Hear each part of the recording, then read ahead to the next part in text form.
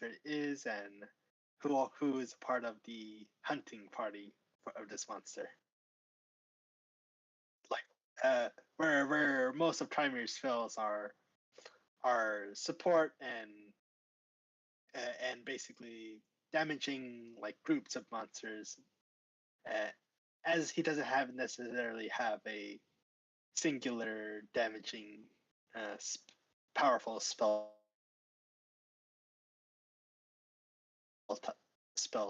he has in his arsenal. So in a sense, he would always approach with caution.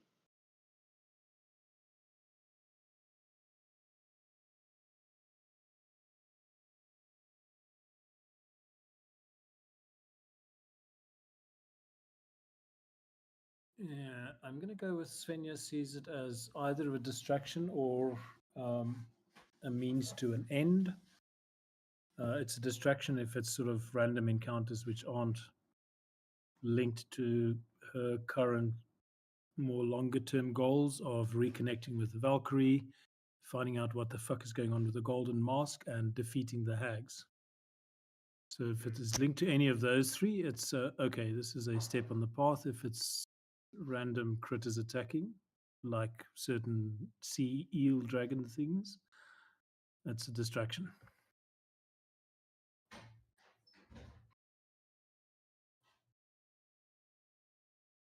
So she doesn't get a real big kick out of defeating monsters per se.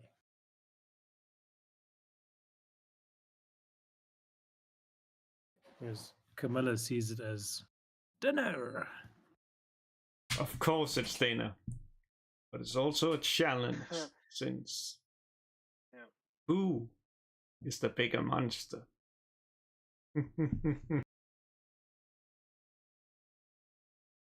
Yes, basically, who is above the food chain? The apex predator. Gura. Nom nom nom. A.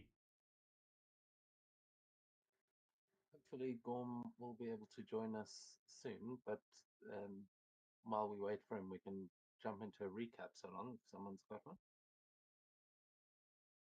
Yep, I got one.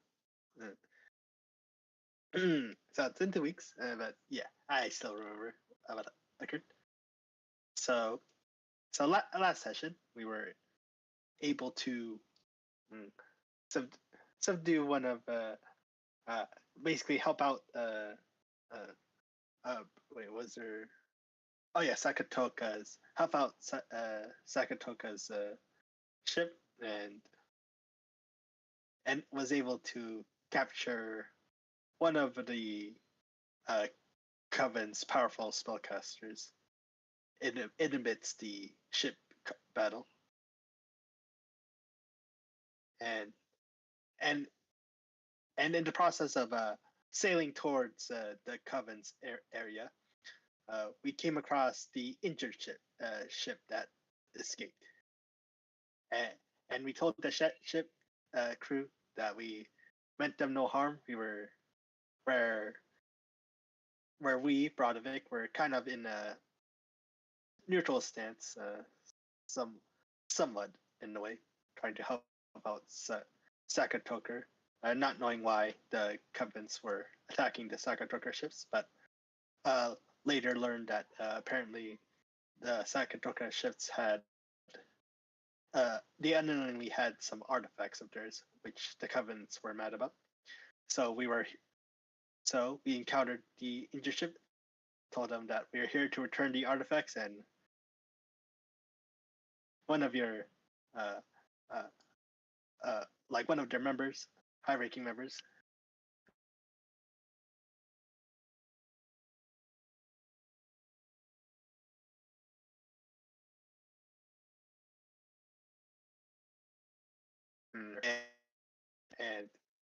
and in the process we learned of the circumstance that the Covenant is in, is that they're currently in conflict with basically they're caught in the crossfire between conflicts between Sakatoka and Flostovik, who is allied with the Worm Hunters Conclave, and and basically in the Crossfire, the Sentinels Covenant are like in between those two cities conflicts, and in the end, we were able to meet with the Covenant, and we learned that their leader was a dryad called her name was Warden Ironheart, correct? A dryad. Yep. I think so. Yes, something like. Yep. Frida. Yes. Ironheart. Frida. Okay. Yes, and while the other citizens call her, like they formally call her Warden Ironheart, but yes.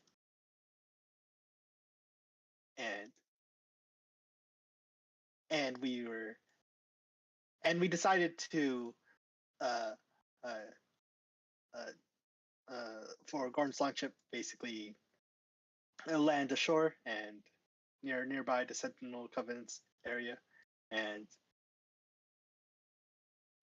travel to Brada, our destination, by foot instead of sailing past the Worm Hunters Conclave. And so where the party was able to rest and bring along our giant friend Hyorin. And we learned of a path from the Covenant on going north, somewhat of a northwest, but while leaving, we were unknowingly tested to see how we would fare against the forces of nature, as we encountered a large water elemental. But thanks to Svenja's attempts in pacifying it and showing that we are not an enemy of nature, we succeeded the test that this Ironheart, the Dryad, had for us. Like very well, I might say. She rolled 2 nat 20s in doing so. So that was awesome. A highlight. And while heading towards northwest, going through like a tall grassy plain area where there was a bunch of tall grass that we had to begrudgingly push past our way through. But in the process, we encountered a bear, a very large bear that had antlers, and like large elk antlers and red eyes. And we later learned that it was something called a spawn of Chernabog, where it's not one of the regular Mordian gods, but something foreign entirely. And we were all able to run with Hyorin leading to try to get away from this beast.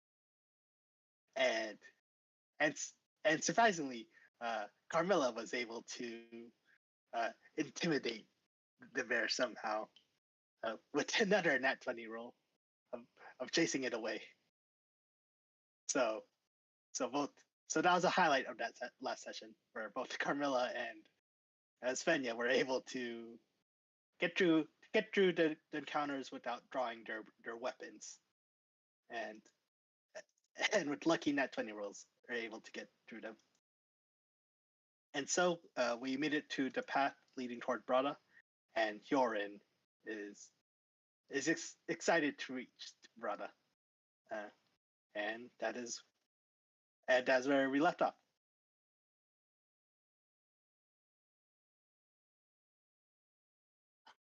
So I was writing the name in the chat, and halfway through realized I don't know how to spell it. I'll send it. But yeah, that's a pretty thorough recap.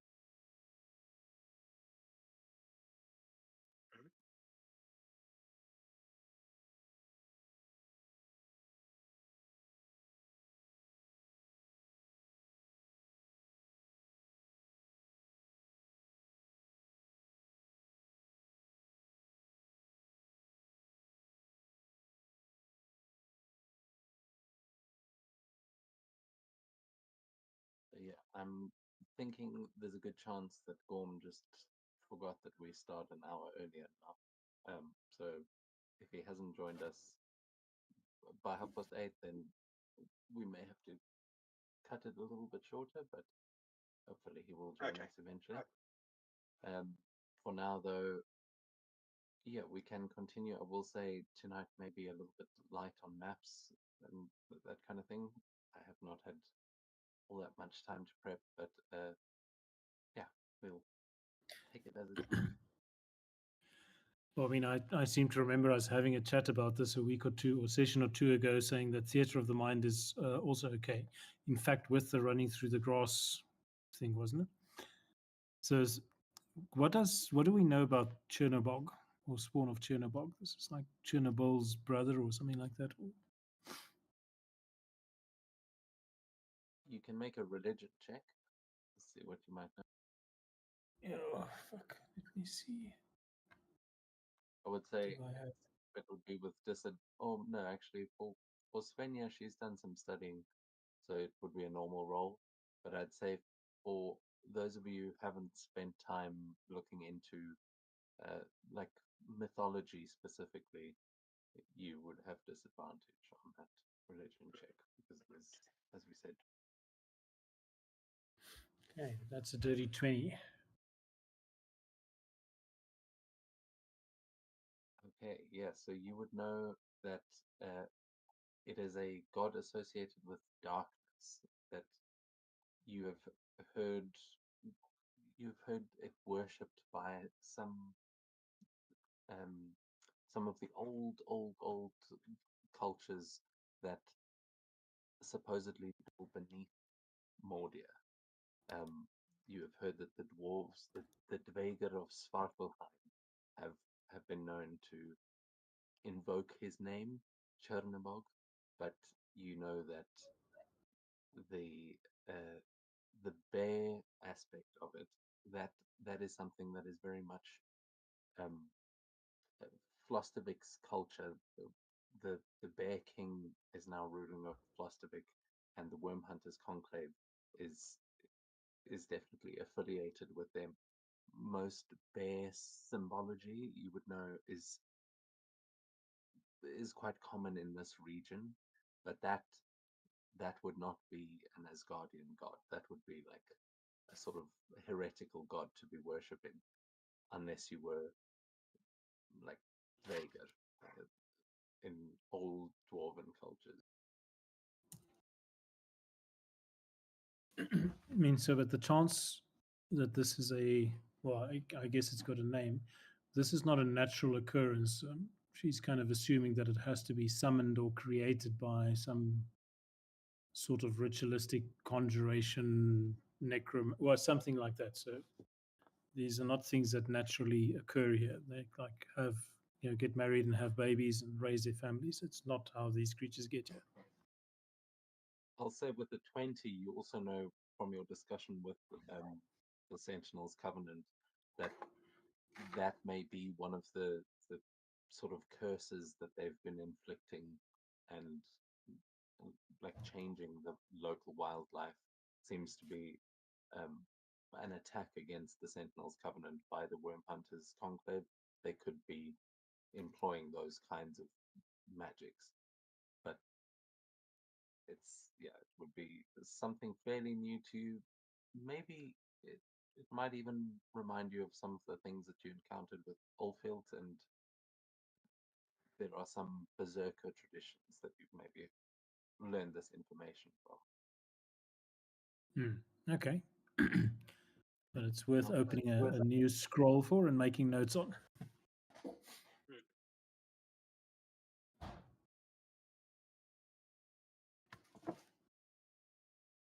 Okay, thanks. I'm done. I was just curious about what she would know about that.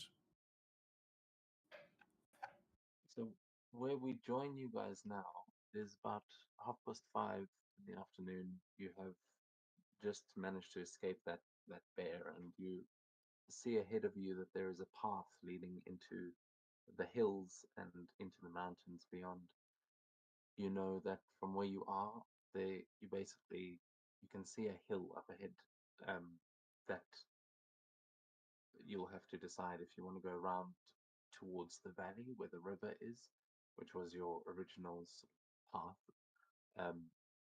That would have been the way to go by boat, obviously, but if you are going the other way, you can follow the path that should lead you up towards Browder. But from where you are here, you're kind of on the middle of the road, still at the base of these mountains. And this mountain range is Emir's Lash, is what it's called.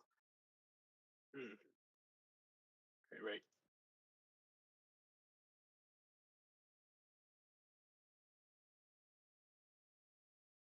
You will also see on the other side of the road, basically like in the next hex, if you were going towards the river, you can see that there are a number of elk in the fields that seem to have probably run here. You might have even seen some of them when you guys were running. They're trying to get away from that bear. It also may occur to you that the antlers on the bear help it disguise itself in and amongst these elk. But you can see if you wanted to do some hunting, these are fairly good grounds here.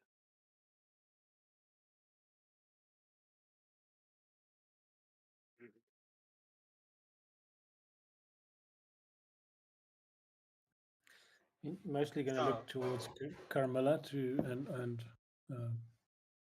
Tremere to see if they are in the mood for hunting. Olar son, which one are you actually playing? Sorry, Tremere. Oh yeah, Tremere. Yes.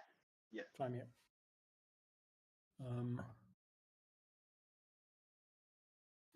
Svenja's been living in the Cedar Tower for the last 6 to 8 weeks, and have had good meals. So she's not really desperate for nice meat or something fresh like that. She'll happily support, but the mountains we're going up into, though, how high are they in terms of snow and things? This is the biggest mountain range in Mordia. Where you guys are headed is still sort of like where you are now. It's more hills than mountain, but it is very quickly getting much steeper. And you know that this covers like most of the west. Tremere, you would know this mountain range well from being on the northern side of it, but this is known to be like one of the most dangerous places in Mordia as well, and filled with mystery. It is, yeah, you can think of, I mean, this is a full-on fantasy mountain range. It's yeah. Picture the Yes. it Makes me think of oh yeah, like I was saying, that makes me think of the how like traveling through the Alps in like centuries ago, like Napoleon or Hannibal, if you know those historical figures of traveling through the Alps.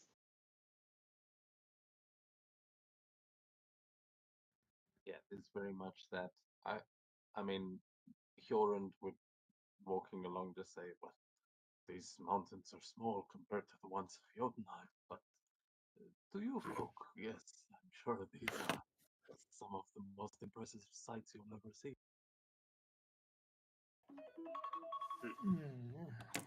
Okay, so it might be useful for us to have some fresh meat to carry up with us if we're going to do a couple of days of travel.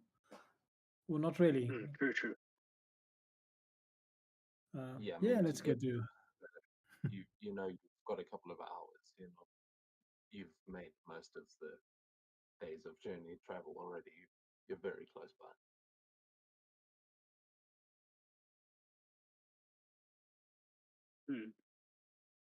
But you are now heading up into the mountains from where you are. You're like at the base, and you'll now be heading over hills and into the mountains.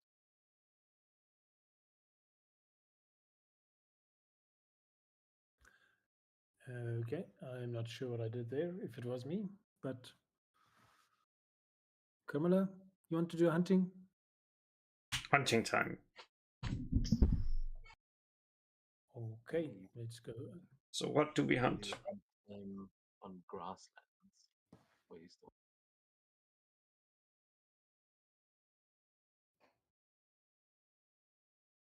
So I think it's a survival check first, and you, just a survival check. Survival is literally one of my worst skills. Like a survival check from all of us? No, just whoever's hunting. Ah, okay. It can be a dexterity or wisdom check. If you have proficiency with survival, you can add your survival modifier to the roll. The DC is this is good hunting out here. Yeah. Hunting time. I think I passed. Yeah, well, 24. Take that. Yeah. So you can roll on the hunt game grasslands table there. So we can just roll the D100 if you want.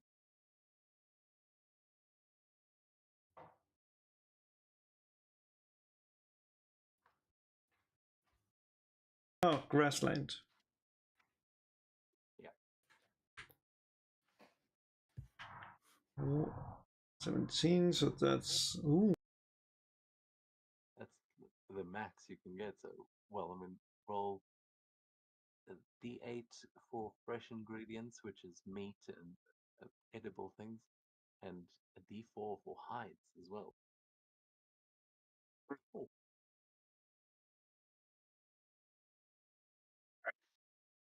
I shall roll survival check. See how well Timer does. Ah, so close. I saw that 20 went to 14, so but a decent 19. Yeah, that's enough. You'll be able to get some. I mean, Kamala, while Trimir is rolling, think about what this looks like, because you're bringing back a hell of a haul of meat. But Trimir, you can roll a D100 on that table as well. Yep. So hunt game grasslands. Oh, I can already picture how it is. I just find like a lot of deers and just like, instead of, shooting them, I'm just hunting them and just ripping them apart. And because I'm like, really like, ooh, but just being really, really like excited. I'm basically ruining a lot of the hides. And it's only like the last one, because I've been like sated on the other ones, that I'm like managed to not ruin the what's called hide on that deer. Amazing. And Trimir, it looks like you managed to get one. You managed to get one deer. What does it look like? There's just deer disappearing into the long grass as Kamala's like silently taking them all out. But what does it look like as Trimir manages to get one? I can imagine Trimir kind of like crawling through the grass and it's like getting some dirt on his clothes. Like, ah, dang it! Like he's kind of distracted, and Trimir, he's the he doesn't hunt often, but when he does, he likes to use his magic and not use weapons. So he throws some firebolts around, scaring a majority of the deer with the flying firebolts. And he's running. He's running while casting fireball. Like, get back here! Like, while damaging the deer that's running away from his firebolts. And he eventually gets one of the deer, while at the same time scaring away the huge herd of the deer away. So he is slowly getting, like, he is quite tired. He's been running. He's got dirt on his clothes. Like he's dragging one deer along. Like boo, boo. Like he has a strength of 8, so it's fitting. He has a difficult time getting only one deer. Well, Carmilla's just fucking a silent assassin. Num num num. Like getting many deer. Amazing. Love that. As you maximum effort bring that one deer back, and Kamala's just bringing back the haul of the week. What is Svenja been doing while they were hunting? Looking for herbs and berries and all sorts of other shit, which apparently is also a wisdom check. Gather reagents. Actually, no. She has taken out her sort of sketchbook and she's found a pretty flower which she is trying to sketch and write notes about. She's pretending to be a biology kind of, what is these chaps that investigate plants? Researcher. So, in other words, nothing that's useful. Nice. Yeah, you can make a nature check actually to see if this plant has any special properties, but it would. Oh yeah, you find this. This is a beautiful what do you call it? A nightshade or something that you would be able to with this flower. Um, and some crafting time, you would be able to make a basic poison out of this. Carmela, is this something that you do, making poisons?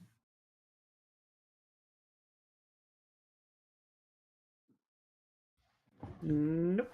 I'm more counteracting them. Okay, well, we'll put it in the kit. I think Gorm might have something with those kinds of things. But yeah, as you collect a poisonous flower, Camilla gets back with all of this meat, and yeah, what does it look like? How are you transporting all of this as you know? Well, I mean, you do have a jump. it's smart. I'm smart, so I basically put it all inside like the hide. Just carrying it like a like a half a sack, I think it's called. It's all prepared already. It's like this isn't her first time hunting. Yes.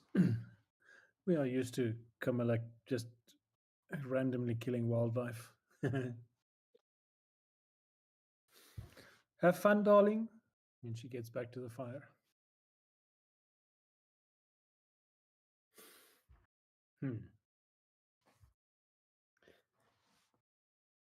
Okay.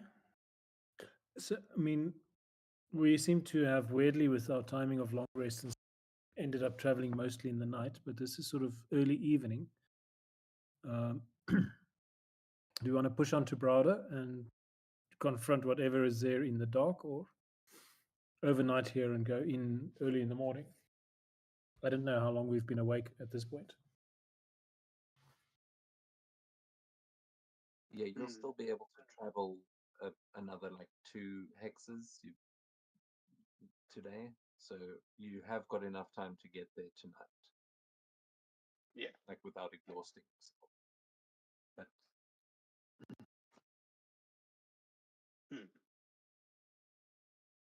Trevor says. You know, there's smoke. Yep. Sorry. Go try me. Oh yeah, Trevor says. Well, we are almost there, so I might as well head there while we can, and maybe find some kind of bedding if there is any for us in Brother. Well, the one small problem we have, so we've got you and Camilla as elves. Remember the tale of Freyr and the first elf and the tale of Ymir's heart? Two different perceptions on the same thing. So elves are not potentially going to be. Browder's inhabited, right, by giants. you don't Am I actually know confused? much about Browder. Hjorund, you know, when Hjorund lived there, it was inhabited by giants, and he's told you that there was the Great Frost Forge, but that was 100 years ago. He doesn't know what's happened in the last 100 years. But as far as you know, there are people there. You don't know much about it though. You can Mm. make a history check if you want, but it will be a disadvantage, as this mountain range is kind of beyond your guys' normal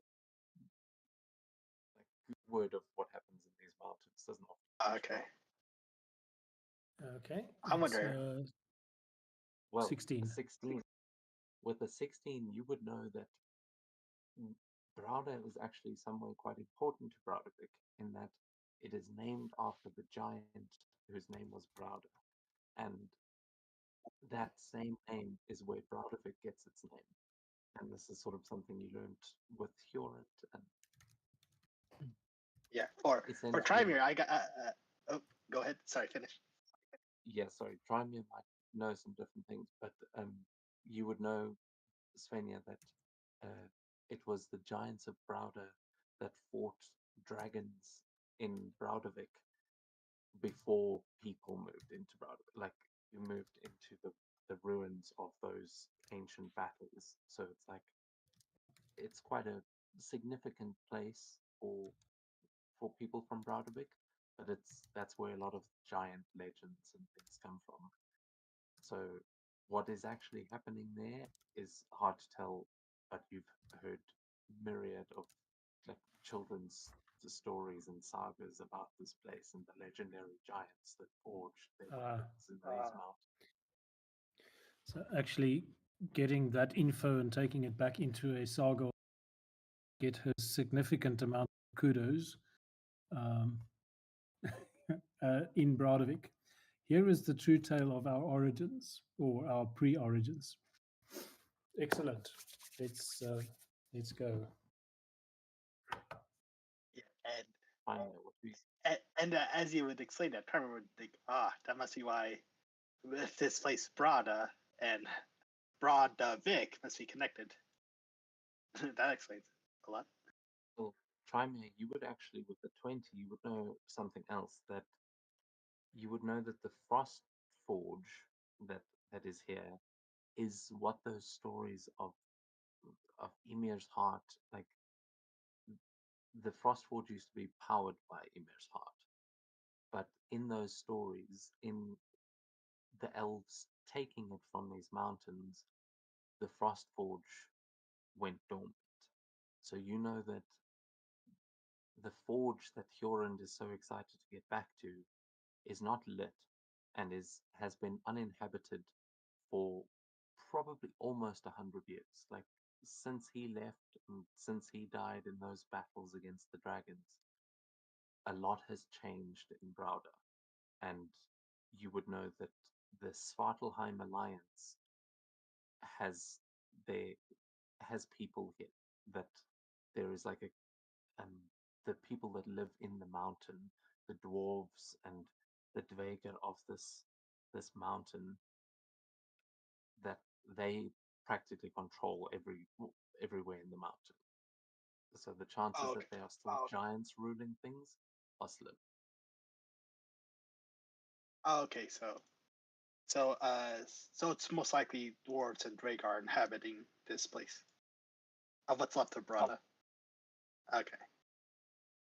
Which might be good for you because you know that the giants that were here are probably not fans of elves.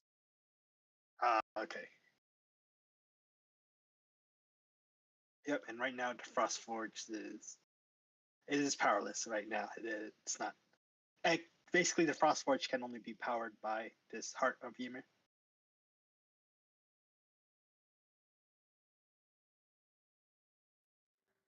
Hjorund would tell you it's a little more complicated than that, but I believe even if some of the equipment remains, I may be able to awaken it once again. I see.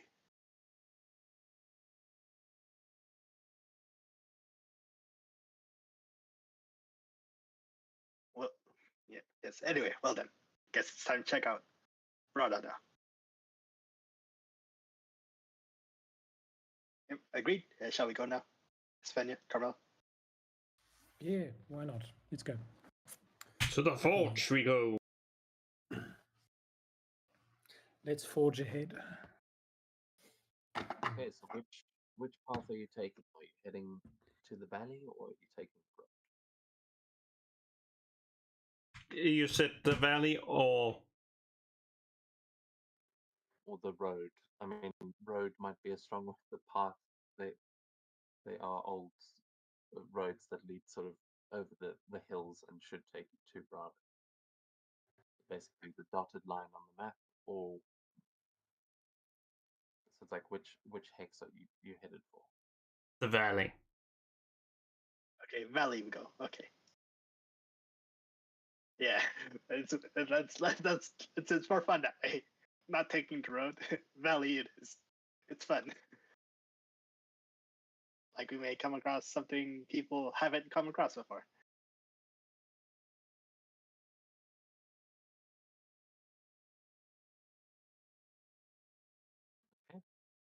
Yeah, it will be a harder travel off road, obviously, but you can. In that case, we can make some expedition checks, and you can tell me who is, uh, who's navigating for the party. Is the lookout doing anything? What are you guys doing as you head off to the west? Yep. Primer has he has navigation tools, so he can navigate through the lands. Like being familiar with the north, like the cold climates and mountain ranges.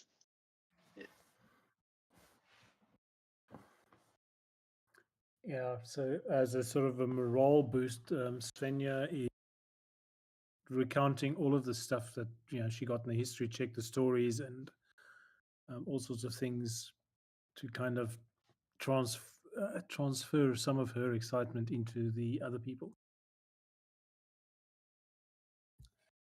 And I have no idea what a morale check.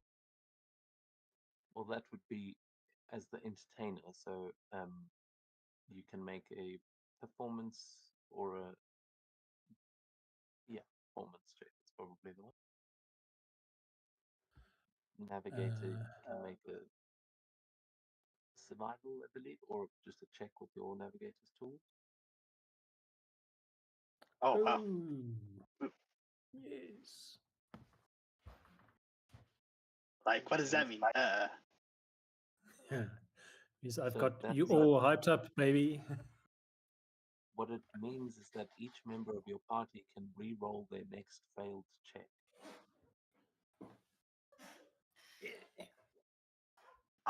What was that? A reroll what? My headphones went out of it. The next check that you fail, you can re-roll, and because you got a crit, I'll say just it'll be the next two checks. Let's see. Navigator for Trimer. Oh yeah. Dex roll. Ooh, that's good. 18.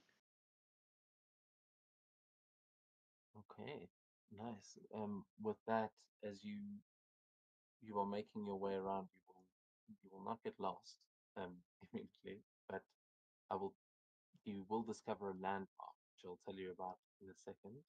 But before we do that, as you lead everyone into these into the hills and towards the valley where the river was, where you had planned on going originally.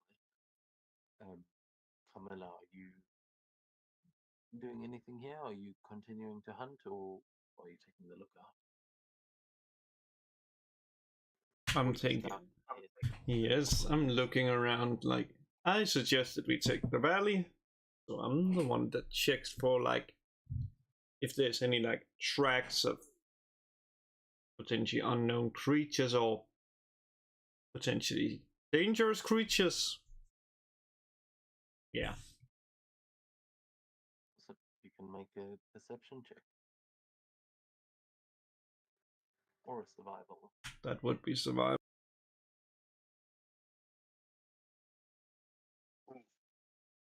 25. Very nice. So with that, the you will essentially have the effect of pass without a trace in terms of like you'll all get a +10 to your next stealth roll if you are sneaking while you are going through here. But with that, you make your way.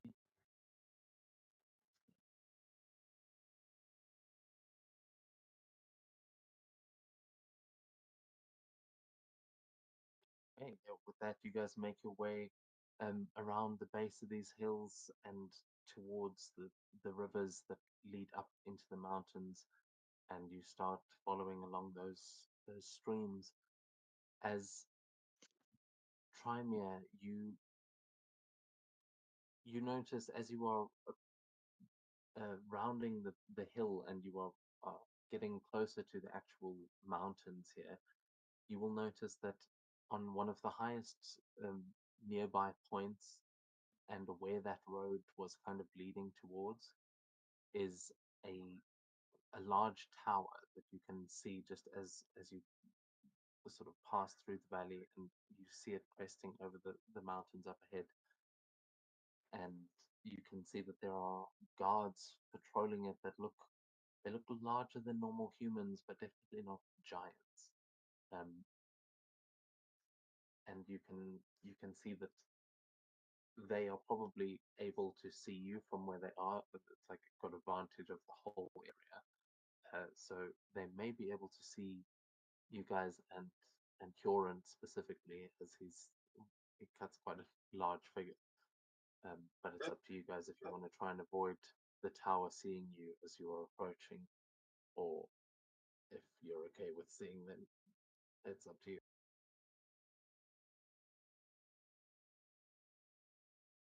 Yep. Trymere notifies this essentially this large guard tower to the party and says, "I do not mind, like just running out in the open. I do not think they are hostile."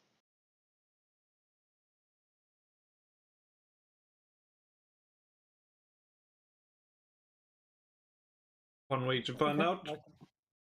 I can go with that. We Yep. trust the navigator and the scout. I'm just telling stories. All right, all right then. In Pamela, with that check, you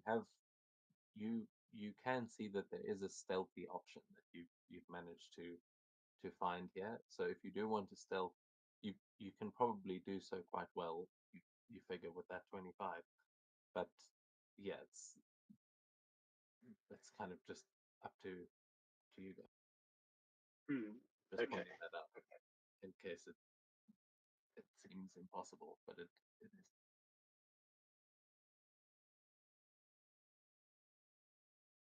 We're gonna trust the navigator. Yeah. Right now, Trymere's thinking like, do we let ourselves be known, or do we surprise them? It's like, hey, what's up? No, I'm gonna roll. I'm gonna roll a d20 if it's. I'm gonna lead it up to dice. So if it's a odd number, we hide. Even number, we walk out in the open. So d20 roll. Okay, odd number, we hide.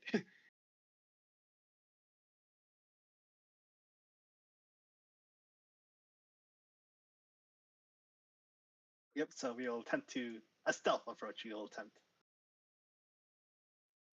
Okay. Then everyone can make a stealth check for me and add a +10 to your roll. All right.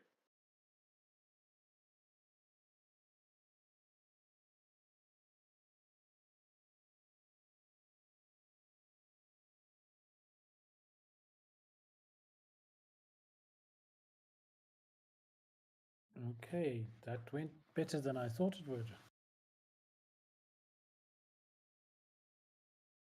30. Not Okay. even Camilla knows where I am.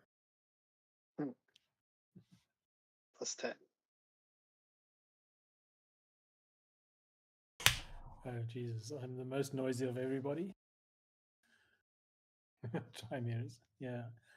Okay, those are good rolls. +10 is a big number. Yeah, that is a hell of a success. So, Camilla, how do you lead everyone silently through and sort of along the river leading up towards that tower, as without being detected at all. Well, you said it. There's a river. We just go there. Just only look up.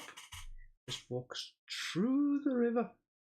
Carefully not to make too many splashes until we are past it. And boom. Yeah. Yeah, I can somewhat imagine. Sven, are you still like doing your hyping up people, like just quietly hyping up, like with your music, still even doing well stealth? Nah, she'll be quiet. Okay.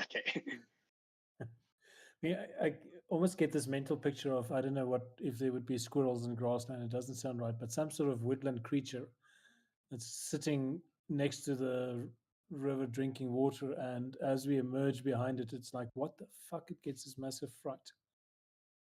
Suddenly, Yeah. like entire party with the giant walks past. He's behind him, her, it. Well, what you would see as exactly that, you would see a cave goat that is standing, drinking from the water, and when it sees you, it lets out this bleating scream and is going to start running and climbing up the face of a cliff that you have reached. As you get to basically the top of the river here, you've now already, as you were wading through the river, it's gotten shallower than you would have been able to bring the long ship. It's like you guys are using it for stealth, but it's at this point, it's at your ankles, and you can see that there is water trickling down the cliff face as you watch this goat just try its best to get the hell away from you and head up towards the top of the cliff where that tower is not too far away from you, just sort of around the side of the cliff.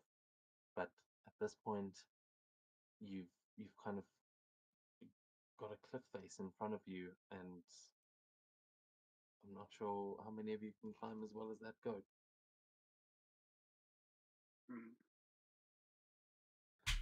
Who needs to climb when you can just walk across the wall? Yeah, we give a rope to Camilla and tell her to secure it at the top to help us climb up. And then, how high is this cliff?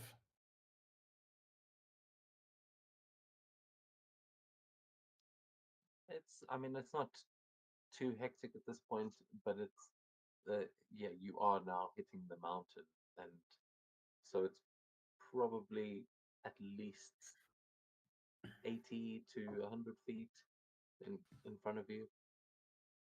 There are smaller ridges and things that it's not a completely sheer cliff face. It does look more gradual than just a straight drop, unless you're going right where the water is, which is a little bit more carved out. You can make a investigation or a perception check, or survival. Actually, I always forget about survival.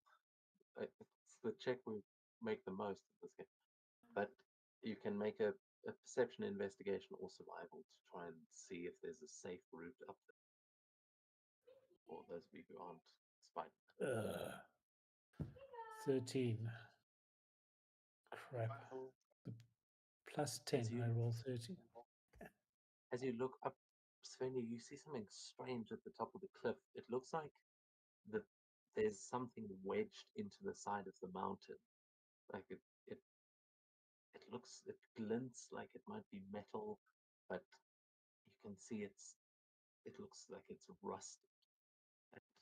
Um, it almost looks like there is the hilt of a gargantuan sword sticking over the top of the mountain, like it has been plunged into the mountain by some giant 10 times bigger than Kjorland.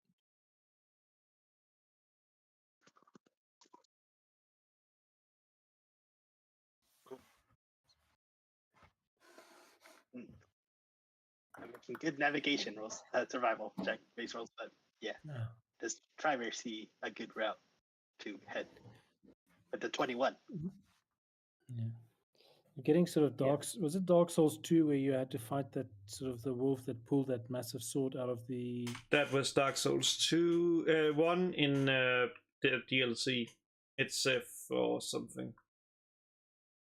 Okay, so that's kind of that size vibe we're getting. The sword itself is like 3 times as tall as a normal, 10 times.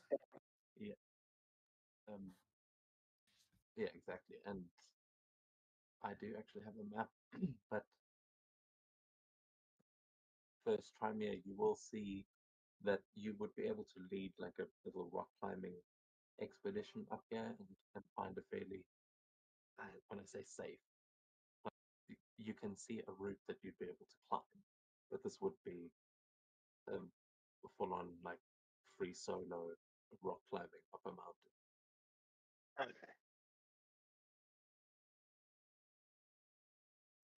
I don't know if you've got little elven carabiners and climbing equipment. I don't know if anyone does actually have any climbing equipment. That is something you can get in D&D, but you've probably got some ropes and pythons, which is the main thing. Yeah, let me and check. various magical means of doing so. But yeah, how do you guys think you would try and get up this cliff face?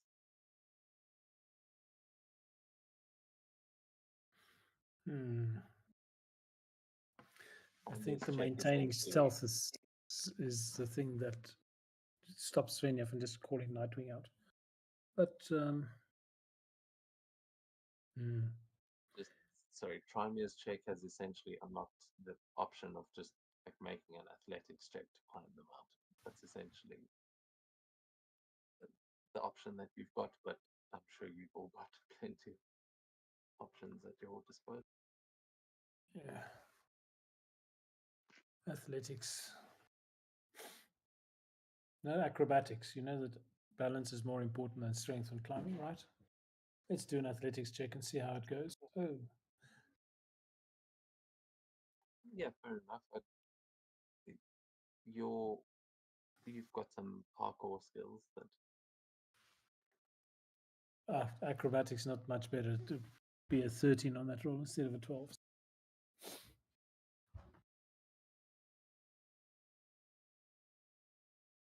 This might be the first re-roll of a failed check on the morale.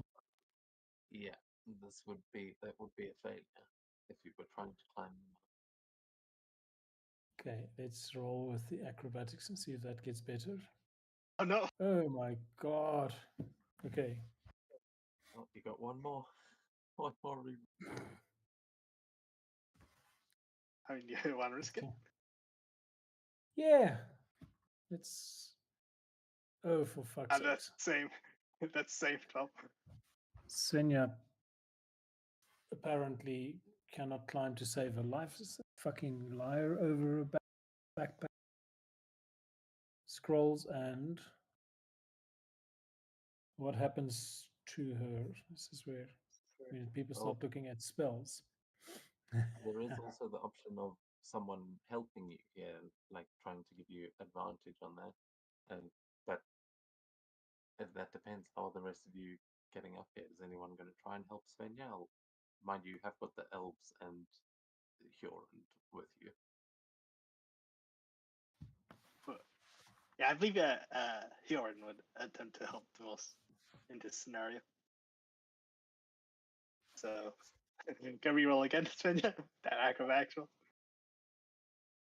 Yeah, so Svenja, as you make your way up the cliff, you grab a hold of a piece of like mossy vine that just slips right off of the rock, and you peel off of the side of the wall and are about to plummet to your death when you just feel that a giant hand kind of push you back onto the wall, and Huron's still standing at the bottom, but he's like reaching up and just pushing you as he begins the climb as well, and you'll have advantage. Okay, let's continue with the acrobatics attempt.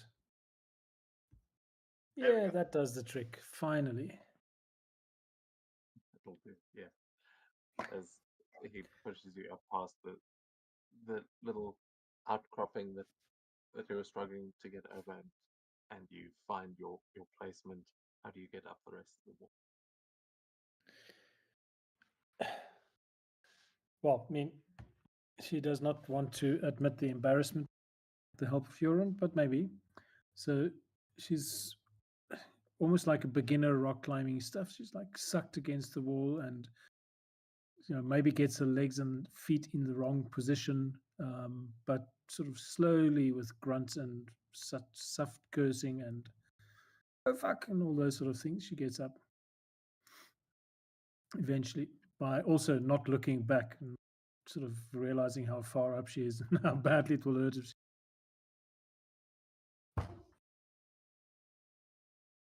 which is kind of stupid. She's very deliberately saving her Valkyrie wings for an emergency. Oh yeah, there's a lot of mountains here that you it doesn't make sense to think this isn't the only cliff you're going to be climbing, but is Camilla just sort of walking past it? Yes. Yeah. Fucking useful, Camilla. Thank you. Yeah. Just learn to walk on a mountain, boy. All right. Mm. Trimer, like he's been feeling the thrill of adventure, of traveling. So he's feeling risky. So he's gonna make an atlas check, even though it's a -1. But in character, he's feeling quite arrogant. He's like, yeah, I can do this. -1. I don't need anyone else. I can do this. Without my magic, I can do this for my own strength. Even though he has fly, he thinks, no, I can do this. This is how he ended up in the hill. No.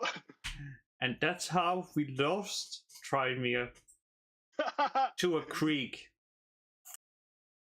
Well, I mean, as you said, you're so motivated, and that's partly because of Svenja's song. So you do have a reroll. Oh, okay. Let's see. Okay. Okay.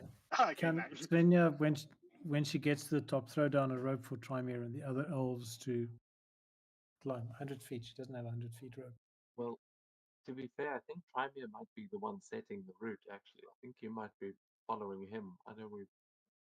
Oh, okay. Yeah, fair enough. He is the one. He is the one that found the route. So you can get one of the elves to help you because they haven't done anything yet to give you advantage on the check, or you've still got one more reroll. Yeah. Because Trymere is taking such shit routes that Svenja keep on falling. Take the help action. Yeah. Come on, elves. Yeah. Okay. Yeah. Okay. That's why, like, basically, reroll again with acrobatics with help of somebody else, like kind of like pushing him up. So, so, okay. So I can roll acrobatics. So regular roll or with advantage. With advantage if one of the elves is helping you. I mean, Finway's pretty strong. I'm sure he'd be able to. Okay, let's see.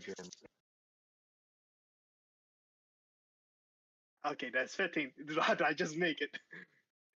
Yeah, that is enough. It does seem like Svenja, you are noticing as you're climbing behind that he has picked a rather optimistic route for for someone of his stature. But yeah, with the help from Finway, Trymere, what does it look like as you manage to make your way to the top of this cliff? Yeah, I can imagine a humorous a scene where Trimer, like right now he's at the bottom, so he grabbed some rocks, trying to climb up, but he's not moving at all. He's like like muscles bulging, but he didn't even get a step up yet until at this point, like Finway is like uh, uh, like already above Trymere, like a leg up above Trymere is like kind of way, kind of like like giving a bit of a chuckle, seeing Trymere struggle, like and Trymere's like, nope, don't help me, I can do this. But then he lets go and he takes a beater like ha ha, and then looking at Finway's chuckle and smirk, he's like, okay. Yeah, and then get Fenway's hands and get finally getting some health up.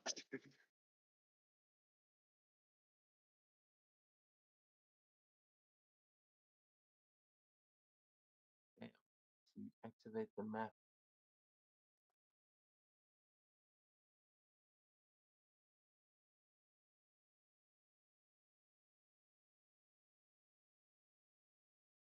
Ooh.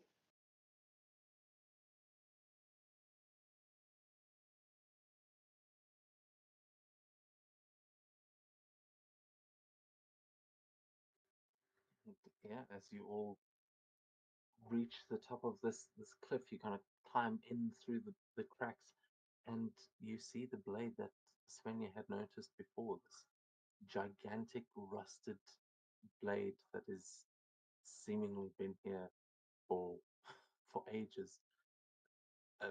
Even Hyoron is looking up at it in awe. He says, "Ah, I think we're close. I remember seeing this as a boy. Rauda must Mm. be just up that way." Trymir asked, any story to that blade there? This is from the old ones. I told you I was small by comparison to the giants of Jotunheim, and this was one of their weapons in the War of Titans. Those machines carried ones of similar size. They carved these mountains with their battles. It is strange to see one again. Mm. Very interesting.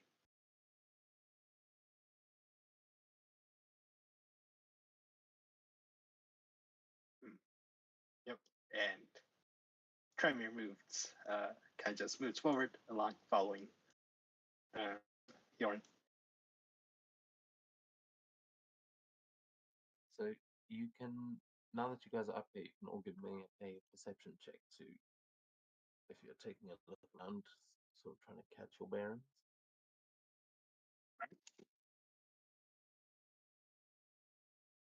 Perception.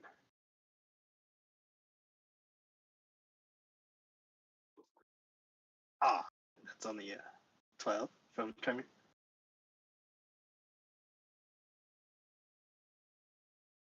Trymir has noticed that it has started to rain. That is it.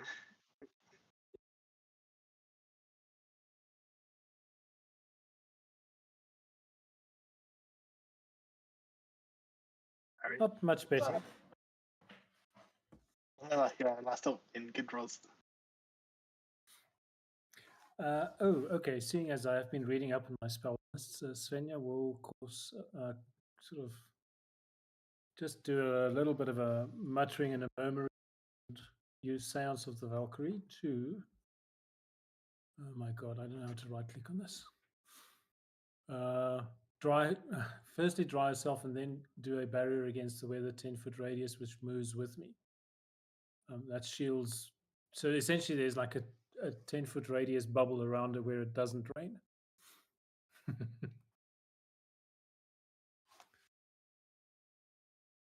It's the Valkyrie's umbrella. Most powerful spell. It's essentially there, yes. Like we can't get the hair and the breastplate get wet now, can we? This doesn't. It's not a good look.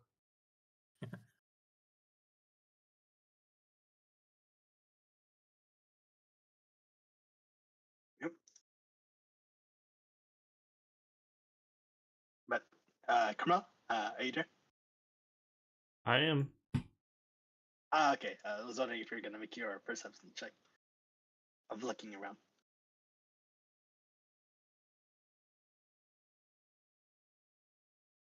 Hey. And look at that. Yeah, holy crap. So are you just staying on the side of the mountain here, or are you getting a better vantage point? I mean, you could actually climb that sword. Yeah. There is no reason not to. Yeah. Go where no elf have gone before, probably. Yeah, so I mean, apart from just looking completely badass, as Summoner stands right at the edge of the hilt of this blade, over the edge of the cliff, you take a look and you can see just further than you've ever been able to see before. Like, this is the highest point you've ever been, and it is an incredible vista that, I mean, it's pretty good from the mountain top where the rest of you guys are standing, but this really is quite something majestic to be standing here. And you can see the tower that you saw earlier is a little ways along the cliff edge, to the left-hand side of the map. And on towards the right-hand side of the map, you can see it. The path leads up into the mountains, where you see a sprawling settlement that is in these sort of smaller parts. You can see lights beginning to ignite in the towers and windows of the settlement nestled in the rugged mountains of Emir's Lash. You can see the architecture blends the sort of sturdy style of the giants with the intricate craftsmanship of dwarves. These towering stone walls, and there seems to be activity in there. This sort of, as you now see, the suns are dipping and the lights are beginning to ignite towards the top of the mountain.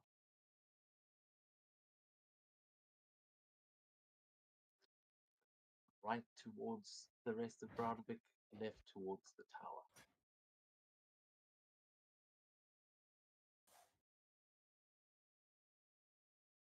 Or down if you want to continue rock climbing. That would be up the cliff face, but to the right would be along the path. You get that full vantage there coming up.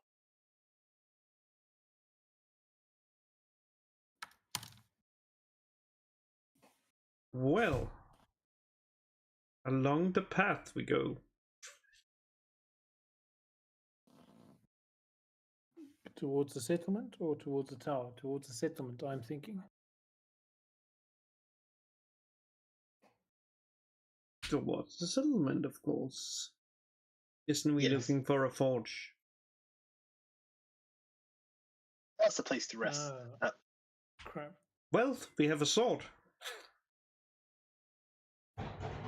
I'm not helping you carry it. So can Jorund remember which way the tower actually guard the edge by any chance? Guess we should go and find out. Well, the old forge is inside the mountain. It seems like the old path would lead to the entrance to the mountain, but that tower has also stood for many years. It looks like it has undergone some repairs in the recent ones, but that is there to look out for incoming dragons. I don't believe we have much to fear of my people. Remember, you're all, well, not the elves, but the rest of you are descendants of our deeds. I'm sure you will be welcomed as honored guests.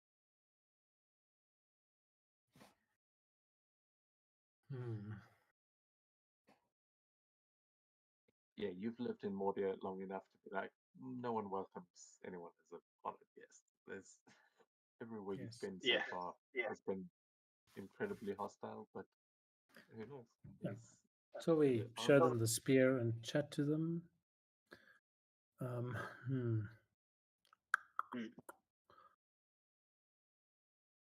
Pence has Brodovik been in contact with Brada at all, or no? Not really. I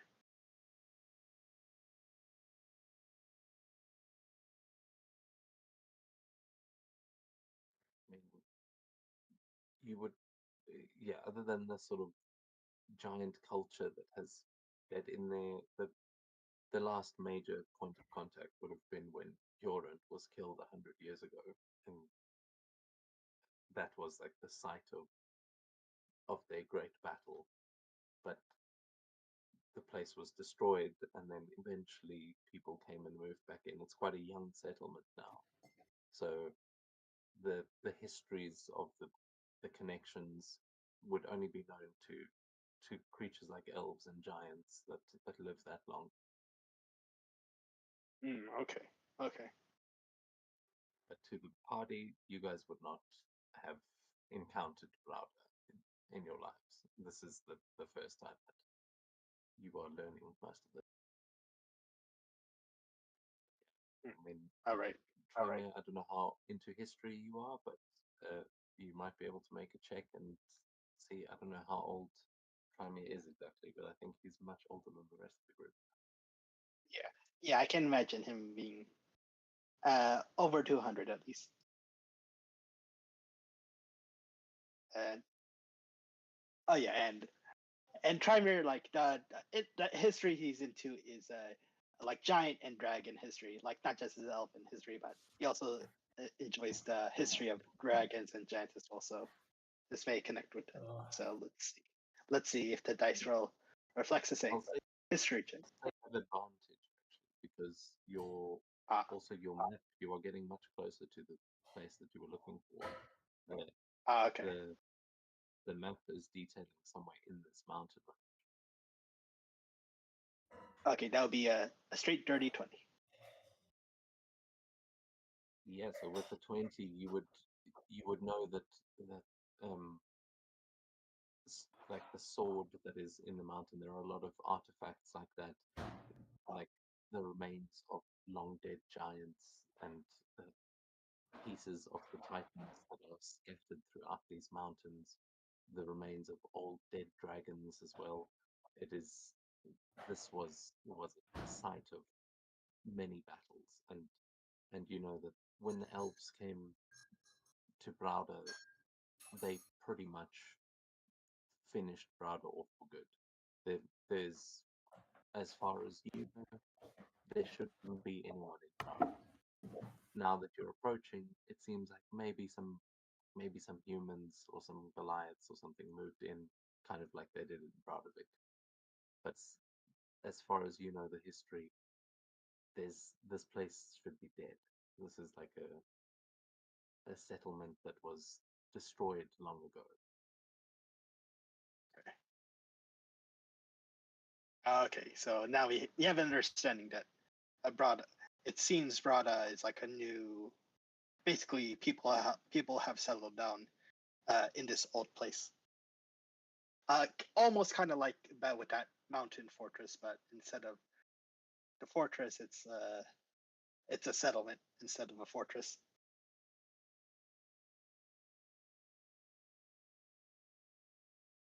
Yeah, you'll actually see a cart that is sort of discarded there if you look below you, and you can see Yeah. that is definitely not giant sized. It's a big cart. It might be used to carry lumber or something, but um, you can tell that the the giant family that Hjorund is kind of expecting, is probably not who's up there.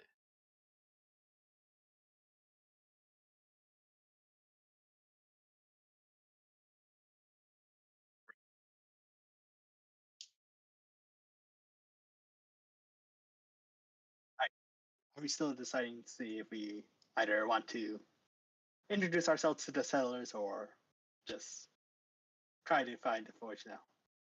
Right now, Trimer kind of what's like, yeah, hey, let's introduce ourselves to the settlers, see what's up.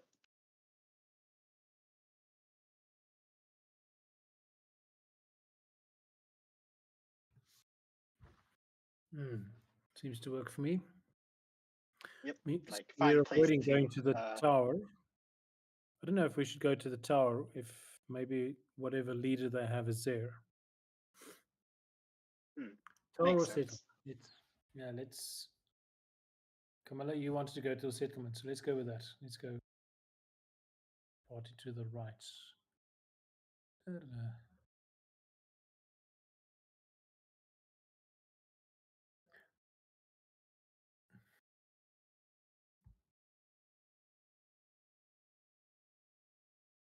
So yeah, there is a bit of a chasm there to get over? How are you getting across that?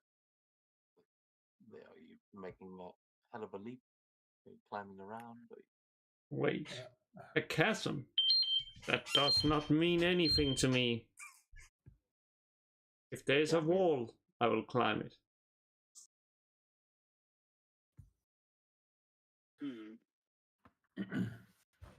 Not trusting Trimir's climbing leadership.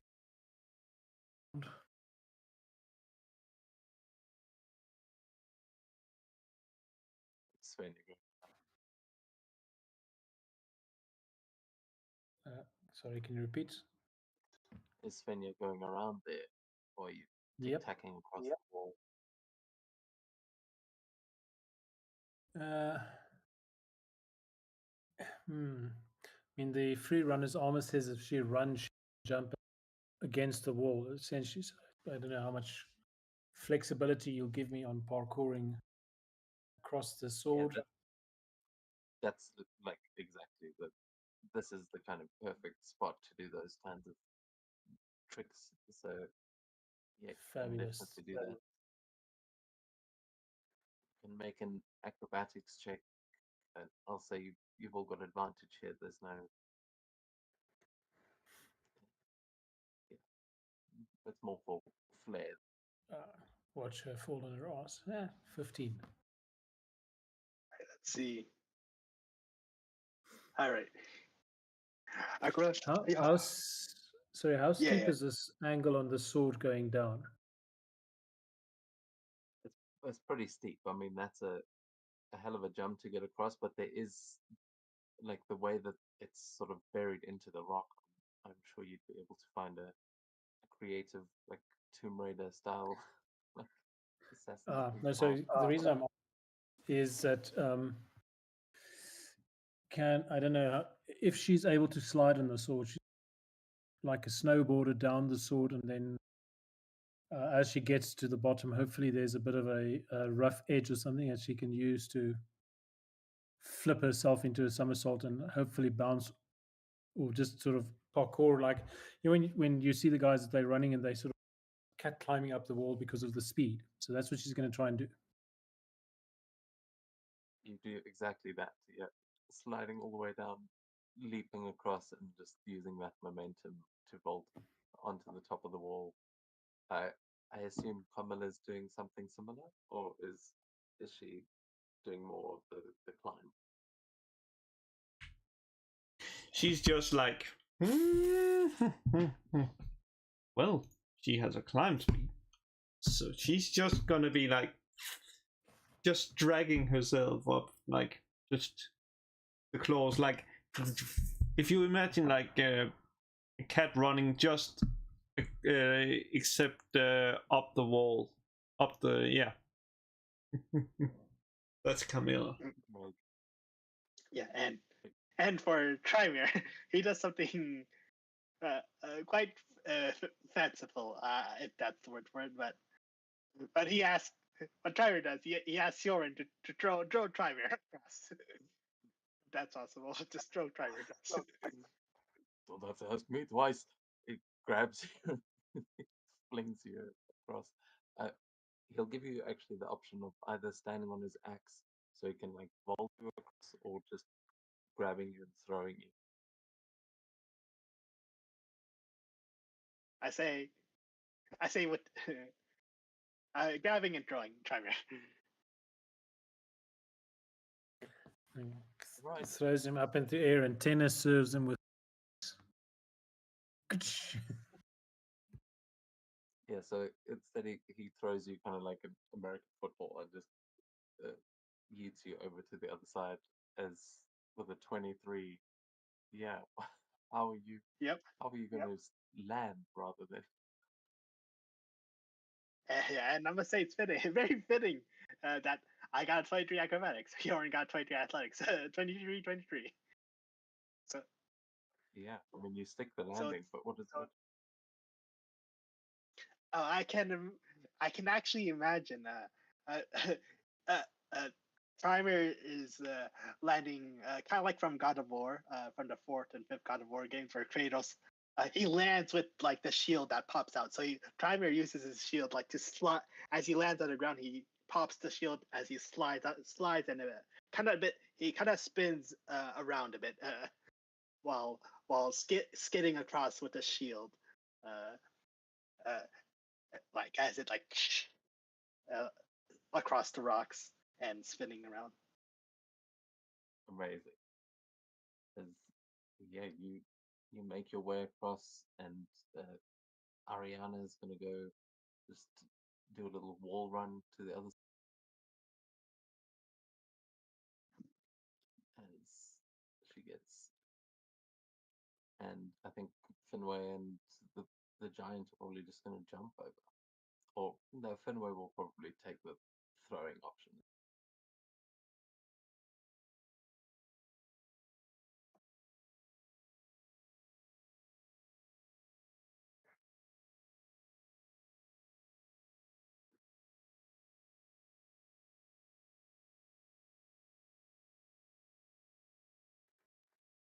Okay, and with that, you guys have made your way across the chasm, and you have successfully avoided detection by the tower as you start making your way up towards Broudevik.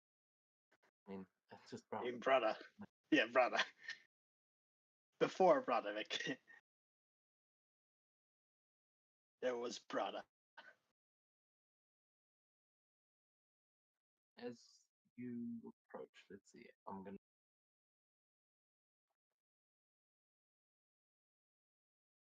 Yeah, unfortunately, this is almost out of maps. What tonight?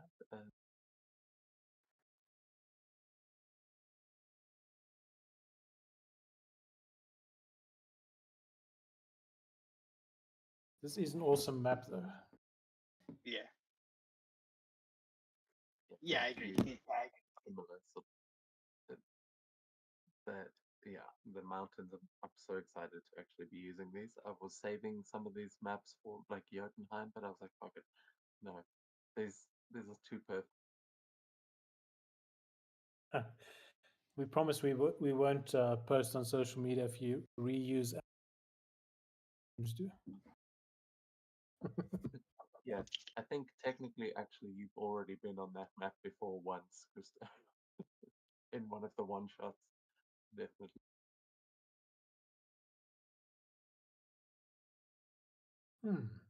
Shit. Okay. Now I'm tickled.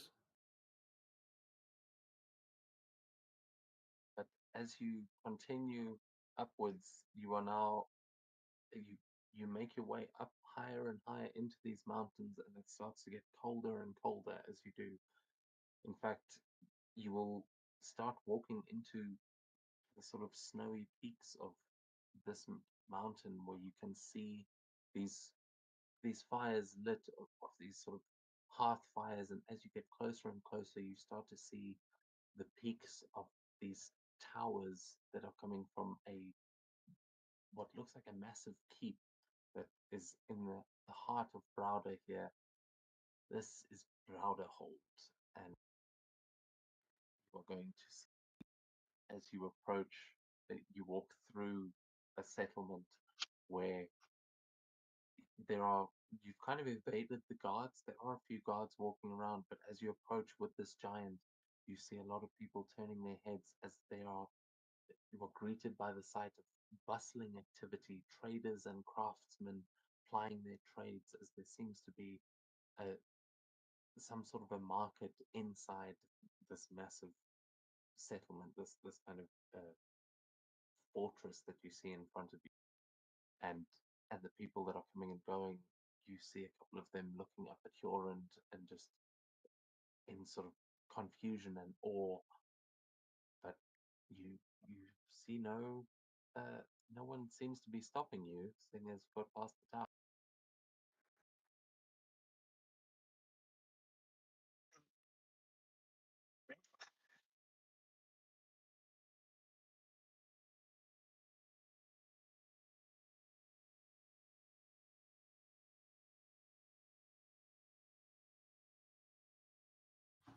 Hmm. So, proposal: let's find an inn with a nice fire and wine and food, and just have some chats with the locals, see what we can find out. Is there a place where Yoran would be able to go? Yeah, wondering if there's some kind of old giant ruin somewhere. This, I will say, Mhm. this place looks like it was built by giants. It is maybe a little bit, the scale might be a bit odd, but this Huron could move through the doors. It looks like it was built by giants and repaired by dwarves, if I can put it that way. As Okay. you see a couple of dwarvish people walking around on the insides, and if you want to try and ask some people if there is an inn or something, there are loads of people walking around here. A couple of them look like they are Goliaths or maybe half giant, and a lot of them look like dwarves. Okay. So inhabited by dwarves and glass.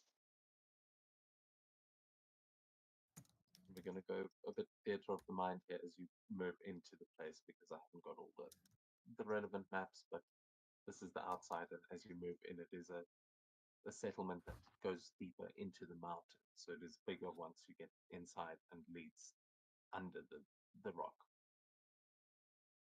All right.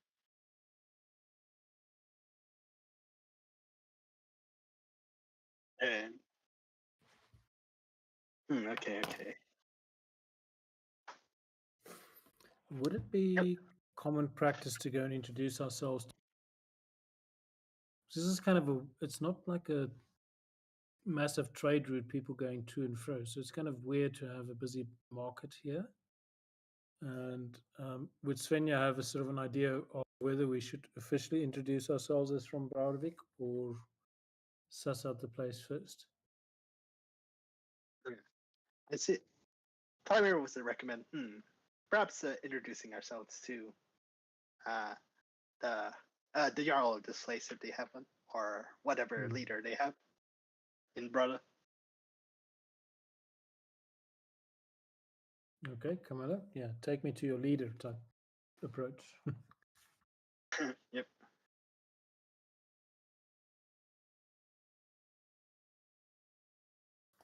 Okay, so she'll. Are there guards visible on the streets, or is it very much just market day?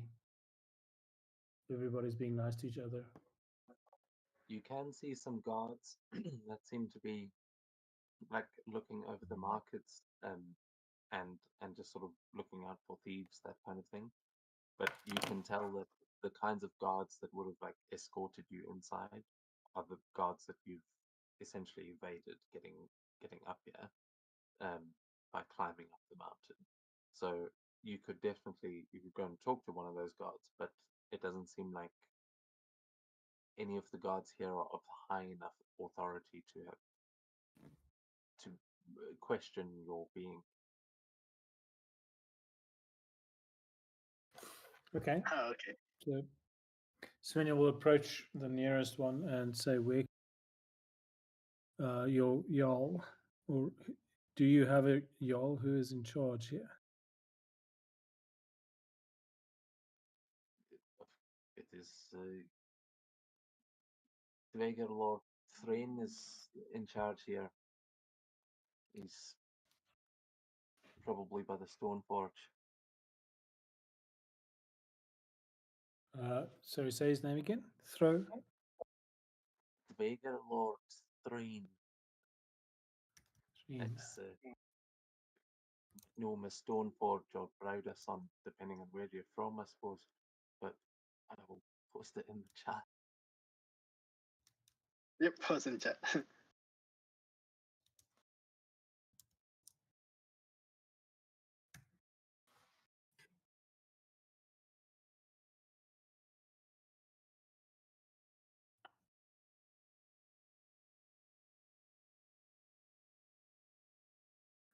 How do I get to the? How do we get to the? Would he be willing to receive us?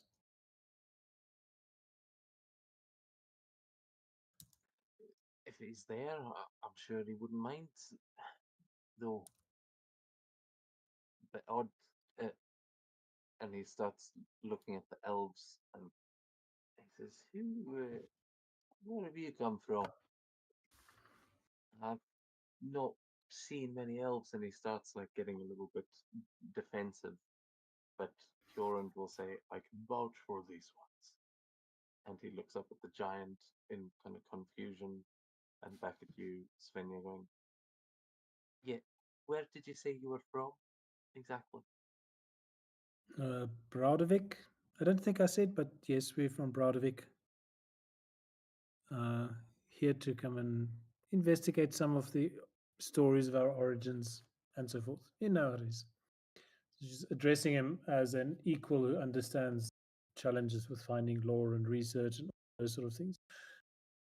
So I would like, she would, does convey intention. Is that an actual spell? But she conveys the intention of non-threatening but important enough to be escorted to Lord Threin, essentially. Not forcing him into it though. You can give a persuasion check with advantage then, as he just looks at you with this like just slack jawed kind of confusion of like, right? Yes, I mean, I'm assuming you have heard of it. That's a 29.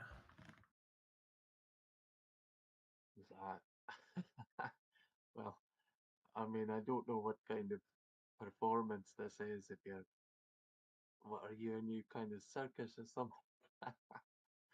Well, I'm sure Thrain would love to meet you either way. Come on, I'll introduce you. Proud of it. Uh, He just seems to laugh as he starts turning and walking you further into the center of this place. But yeah, he doesn't seem to believe you for a sec. so as we walk, she'll ask him, so you seem to have heard of Braudevik, or you don't think it exists? Your response is interesting.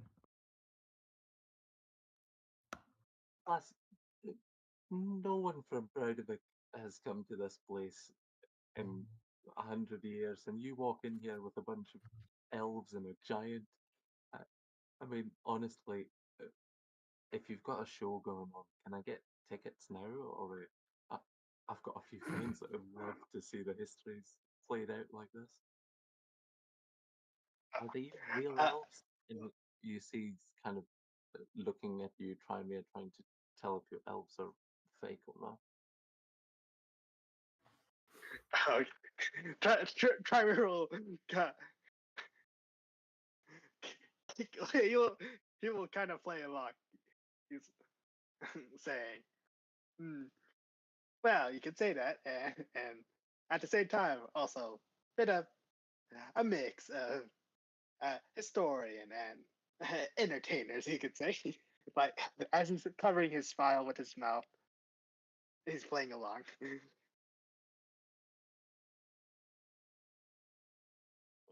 If you're looking for somewhere to perform, head down to the Hearthfire Inn. I I think you'll love a good story there. And Yep, so he kind of points to one side of the market where you can see there is a large, what looks like a tavern and inn, and it, it looks quite warm and inviting. You can actually smell this sort of hearty food aroma that is drifting from there, and you can see that's probably where all the locals and travelers would go to meet. okay, so what's the inn called? Heartfire Inn. The Hearthfire Inn. Oh, okay.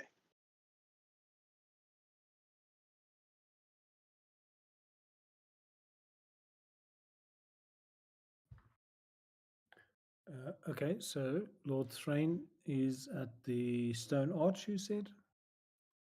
The Stone Forge. And Kioran says, "You mean the Frost Forge?" And he looks up at the giant and he goes, No, I mean the stone forge. I mean, Shakes his head. I mean, I admire the commitment. But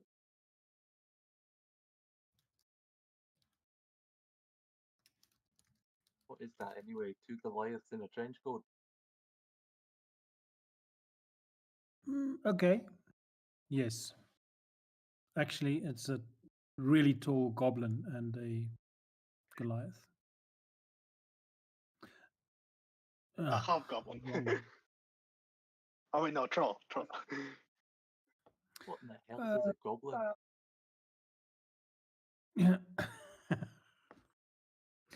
Yeah. No, it's a small giant. Urand is smallish for a giant, but he's a giant. If you say so. Here we are, and he will lead you round a corner to this rather impressive looking forge that is clearly dwarven made, and you can see that there are two massive figures that look like they're not quite as big as Hurand. They look like they are probably half giants, but you can see that there is one who is a half stone giant. His form is clearly made up of rock itself, and he seems to be wearing like half of the half of his body is sort of covered in armor, while the rest is just this rock coming out of it. And the other one, he looks like he is half fire giant, where you can just see that there are these rippling veins of lava kind of running across his body, and the two of them seem to be hard at work at this forge. They both seem to be just walking back and forth, slowly moving parts and operating the forge, while in the middle of it, at the top of a small set of stairs, is a throne kind of built into the middle of the forge, and you can see a dwarf in regal clothing sitting there. Put his token down now. I didn't have time to do the half giant. And it's where are you?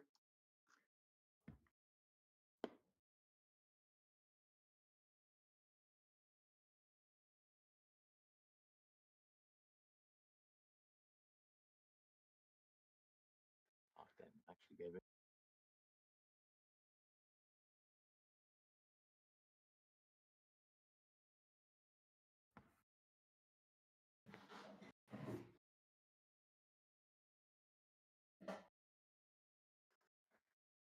Yeah, you see Lord Thrain, this dwarf with these piercing, almost glowing blue eyes. You see he's sitting covered in what looks like enchanted leather and metal armor, and he's got several um, gems that are embedded in the armor. You can tell that he's definitely rather powerful for just a dwarf like this. Definitely seems like he's the leader. Here you see him just looking over the forge and watching your little group as you are led up towards him by the guard.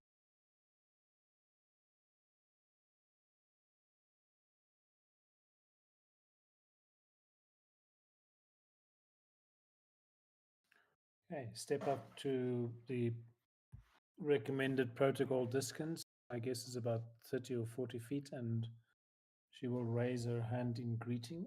And I needed to check if I speak Dwarven. Um, where would I see that?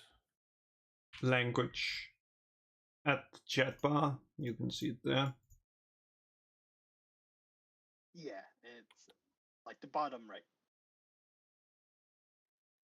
Yeah, I think Svenja does speak Dwarvish.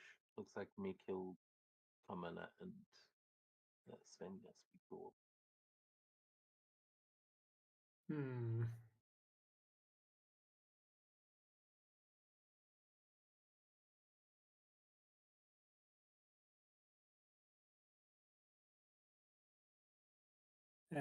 Celestial Common Giant. Crap.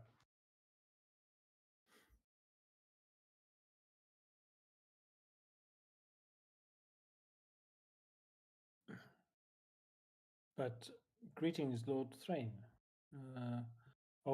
Did we decide we are going to be clear about why we are here? But she'll sort Yeah. of greet him respectfully and formally. Camilla, do you speak Dwarvish? I do. And you can then, I guess, also greet him in Dwarvish, or as you wish. Donka donka. Yeah, and you're asking if we are telling if we're sharing why we're here. But honestly, yeah, I don't mind like sharing why we're here. Like, Yeah. it'll be quite obvious what we're doing with Huron around. So might as well lay it out there. Yeah, well, our companion Urand over here is traveling back after a century of being away, and with your permission, would like to visit the Frost Forge. Yeah, I think first we need to introduce ourselves formally.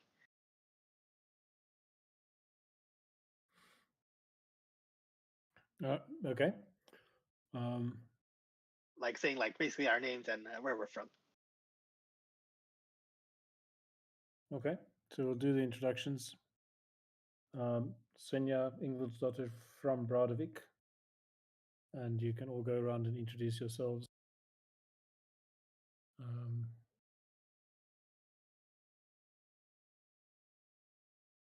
Yep. And essentially, we are here to help companion Jorund come back to the Frostforge. She's watching really closely how he to the woods as the other people introduce themselves as well. Really trying to watch him closely. This is more someone with proper perception, not me. Well, you can give a persuasion check as you're kind of leading that introduction. And I'd say you've got advantage, or if you want to make a performance, because you have some experience interacting with the Jarls. Yeah, she'll use the Jarl protocol, the normal foreign dignitary diplomatic ones, and that gives her a 29 on the advantage roll.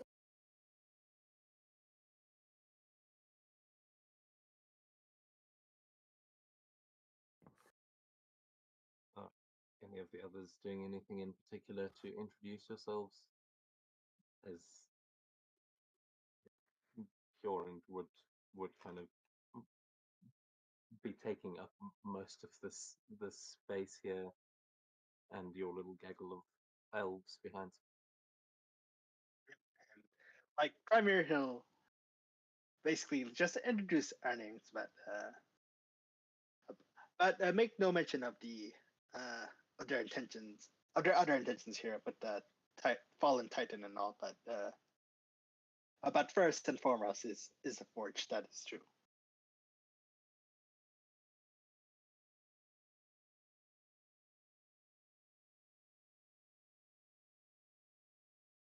Camilla Island. We are here to return, should we say, this giant to its forge. I say that in Dwarvish. He looks very surprised at the elf speaking Dwarvish and just at everything that you're saying as he sits with that same look that he's got in that picture. That's about the same as his look of surprise as he just stares back at you as you all say this, and he says, "You are from Broderick, and you bring. Is that? It couldn't be." And Huron would at this point sort of introduce himself and say, "I'm Huron the Frostforged. I have come to see my people." What has become of this place? And Thrain just looks at you all and says, well, I can't say I expected to ever meet your kind, but you are welcome here. Even you elves. It has been prophesied that one day there would be travelers from Breidavik that would return here. I did not think I would live to see it. And as for the Frost Forge, I'm sorry, my friend, but that has been closed for 100 years. It's far too dangerous for any mortals to head down there now. And if any of you were mad enough to dare it, I'm afraid it is forbidden. You are welcome here in Brauda as long as you may. I am honored to meet you all. Hmm. Uh, Triman will say, before I ask why it is forbidden to visit this Frostforge, what is this prophecy you speak of travelers from Brodvik coming to Broda?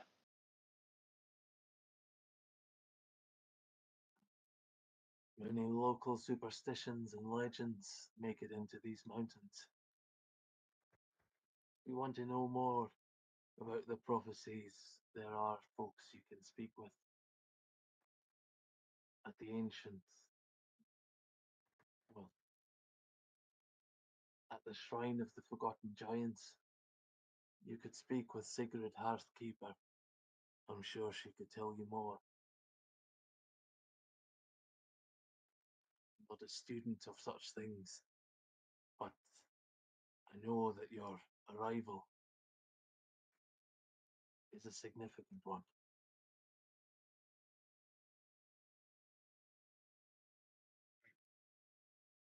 Very well.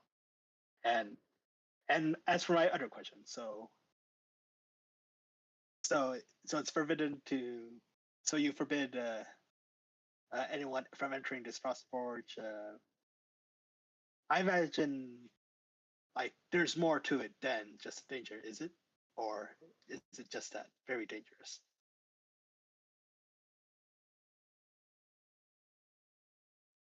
Well, would not minimize the danger, but legends say that a terrifying dragon claimed it as its lair, along with the last frost giantess as its bride. Whether it's true or not, none who have tried to relight the forge or enter those depths have ever returned. Thus, we cannot allow any travelers, no matter how brave, to venture into such deadly realms. I know people have been drawn here when they say it is some sort of path to Valhalla, but please understand that means you'll die down there. It's not a literal path. You fucking fools. We've lost too many. I What see. is what is dead may never die, but rises again stronger than before.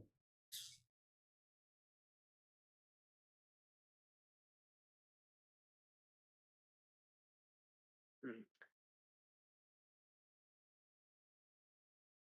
I feel we may need.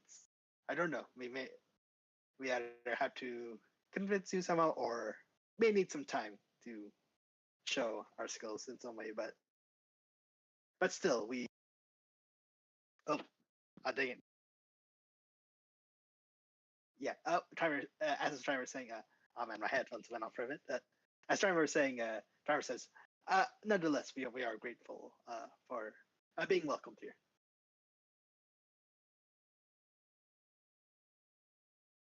Well, of course. Where are my manners? Come on, I'll show you to the inn. We'll get you some food and some drink. Must have had a long day getting to this place. Must have been quite a journey from Browdon. Indeed.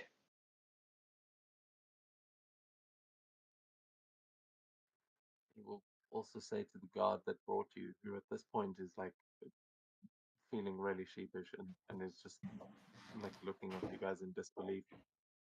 He just says,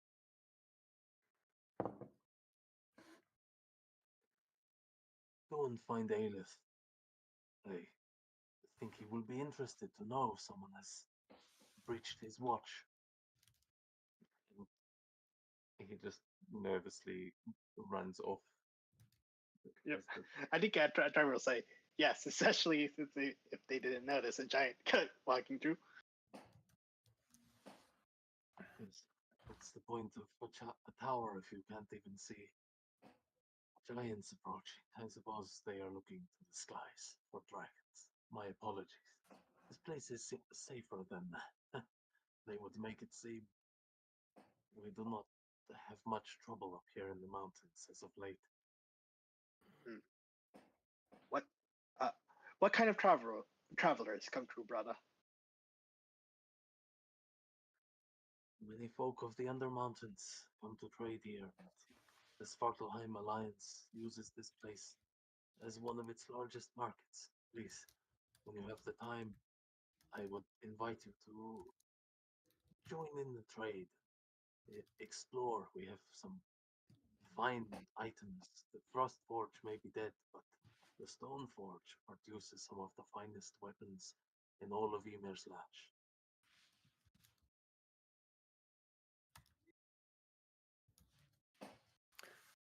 So Svenja would sort of thank him and says, I cannot wait to browse the markets and meet the people. So time-wise, we are now sort of, I'm guessing, at 8, 9-ish or something like that at night. So late dinner time or earlier. Yeah, around then, let's see. Sorry, I lost the.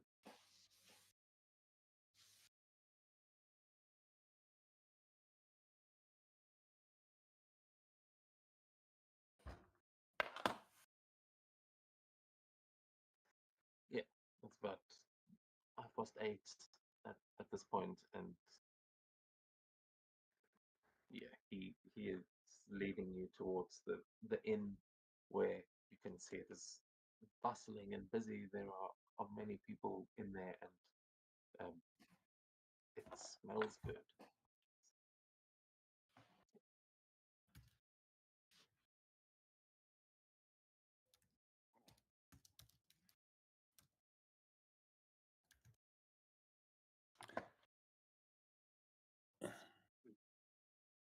Well, this is kind of unusual for a leader. So Svenja would not say that, but she would note that it is unusual for a lord to lead visitors to the inn. So which is kind of okay. He said this is a very important arrival, significant. There's a prophecy. Um,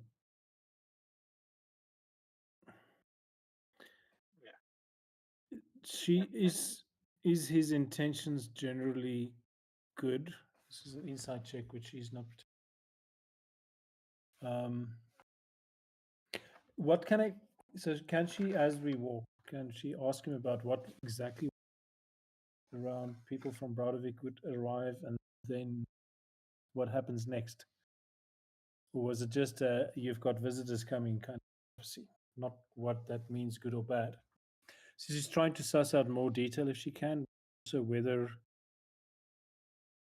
the prophecy was a good outcome and we are therefore okay, or was not therefore cautious. That's she's trying to work out what is the story and are we in danger because, or are we in danger if people say, oh, that's the prophecy coming true, better kill them before they do something stupid or whatever it may be. So that's kind of the investigation sussing out train and to the inn. You can make a an insight check there.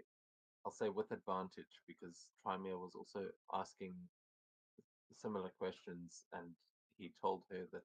I mean, he told Trymere that Sigrid Hearthkeeper was the person to talk to if you wanted to find out more about the prophecy in particular, like the actual details.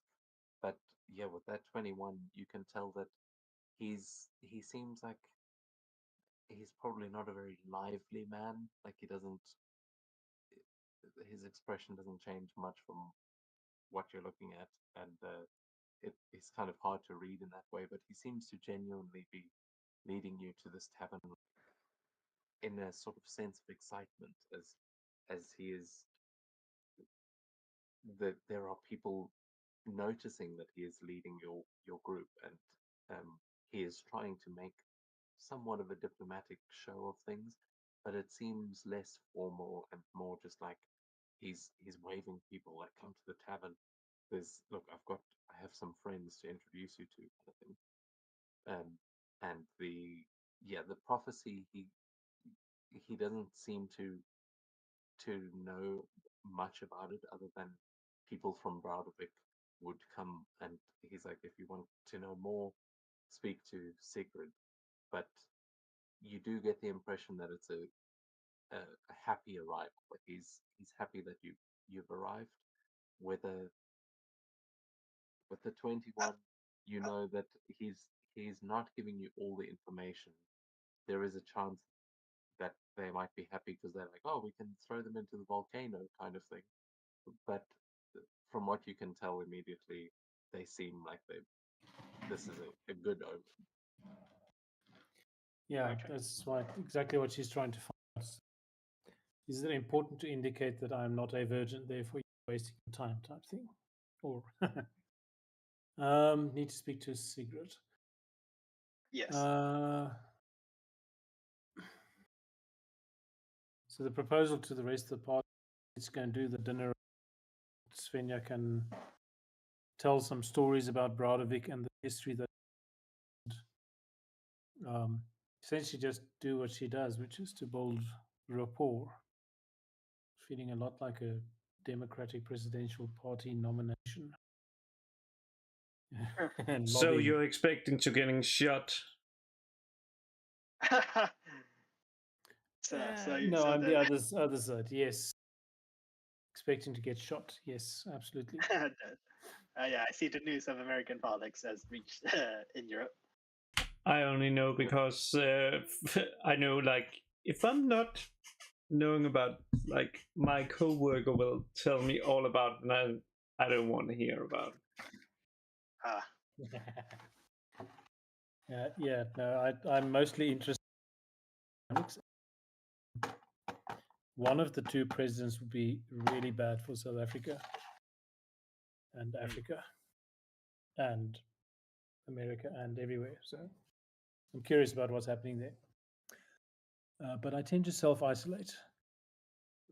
Yeah, makes sense. Should we invite Sigrid to join us over dinner and a chat? What does, if she's the keeper of the shrine, does she work 9 to 5, etc.?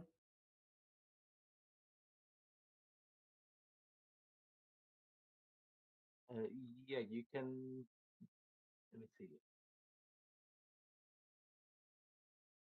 Yeah, he would say, oh, I think I will gather all the people. I'm sure she will come through to the inn. This is where most of us gather. There is time to do this kind of thing. Yeah, I can imagine. So what's her name again? It's Sigrid? Oh yeah, Sigrid. Yeah, I can imagine Sigrid would be delighted to meet us, knowing that we are here. Yeah, I should really teach some of you to play drum whilst we're traveling. Backing band. Like, I know how to play a flute. Like Trimer says, he actually does. He has proficiency in flutes. Okay, fantastic. So you can do songs with us. How often does he and the townspeople look at the elves with sort of I guess borderline. It's giants. The giants should be hating the elves, not the. Was there? Did the elves steal something from the dwarves as well?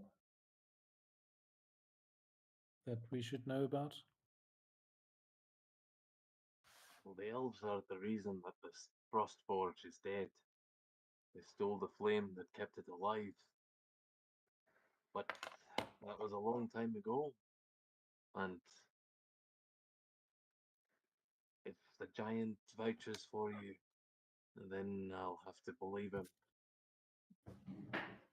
But do not stray too far on your own. Some people hold grudges longer than most, and Mhm. some of you may be old enough to have actually been part of it.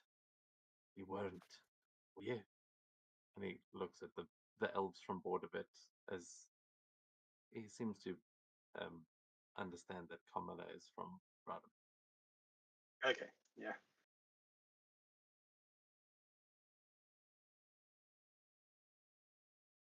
So, did any of Yeah. the elves have a part in that? Trymir, you're what did you say, 200 years old? So, probably. Hmm. Uh, I Lie if you can have to. right now. I can imagine. Not really. Like he's not really into getting into the front lines of war. He feels more more scout espionage or just basically in logistics. Really, he would be that type. No- Okay, well, I Okay. mean, this dwarven lord is kind of staring at you, trying to suss you out. So you can give me a persuasion check as you tell him no. No, of course not. Okay, for trying persuasion. Yeah, and I'll say that you can have advantage because what's her name, Jordan. Ariana, she will she will say to him as well. Our people broke away from uh, the factions of which you speak, good sir. I don't believe that you have anything to worry about from us. Oh, that's a good roll. 25. He goes, oh, I see, from board of it. Huh. Well, it's good enough for me. Come on then. And he leads you, he kind of pushes open the doors of the tavern as the elves breathe a sigh of relief, and he makes his way in where he walks up and climbs onto the bar where he just immediately picks up a mug of ale and just sort of hoists it in the air, downs it in one as he walks in, and people in the tavern start cheering as they see him arrive, and the rest of you start making your way in. This Kieran is just like ducking down to fit through the doorway to make your way into this sizable inn and tavern where you see all manner of dwarves and Goliaths that are scattered among several tables. It's not like one long table or the like two long tables like you would have in a longhouse that you're used to. It's more like the tavern that was in Skaktoka, but uh, you can see there are stone tables. This is very like it's quite cold in here compared to the wooden hearths that you're used to, and they are making up for that as best they can with fire pits all over the place, and it is definitely kept warm in here despite the stone floors. And as he walks in, he just downs the one mug of ale and then picks up a bottle of who knows what as he starts clinking his axe against it, and he just says, "My friends, I bring to you some special guests tonight, all the way from across the bay, friends from Broudewijk." And the the whole tavern just sort of stops for a moment and turns to look at you all as you enter.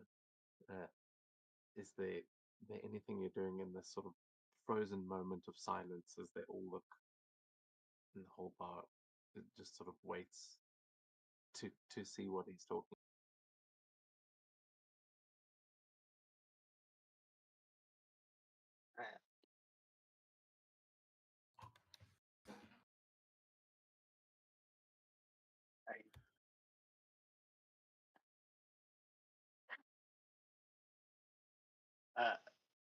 Anyone or Sorry, my sound is breaking up there a little bit. oh, Uh, So he's basically gesturing to like give you an introduction as you enter, and just introducing you as travelers from Broudevik, and they're all looking at you in shock. Are you doing anything to kind of make an entrance here other than just being flanked by a giant? hmm. Hmm. I think yes, she will use her Valkyrie Seance cantrip a little bit as they walk to sort of secretly, subtly get her eyes a bit more glowy. Can I do that?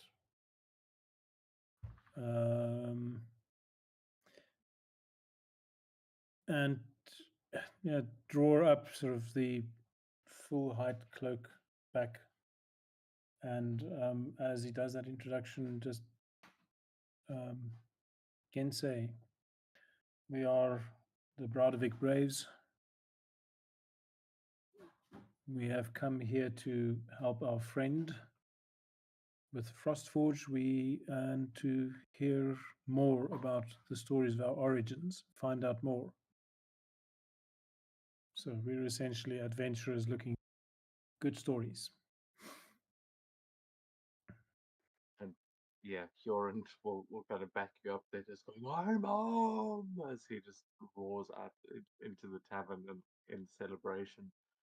Uh, as he lumbers into the tavern, and the whole tavern will just cheer and welcome you in as the whole crowd starts grabbing onto you guys, and just pulling you into the tavern, drinks being thrust into your hands, and you can smell the bowls of nice hearty stew that are being served as you are kind of, you don't even have to take a step forward, you are just pulled into the crowd and maneuvered into the center of this tavern as, yeah, honored guests, and are taken right to Thrain's table, where you join him in the center of this big round stone table, and there is drinking and merriment all around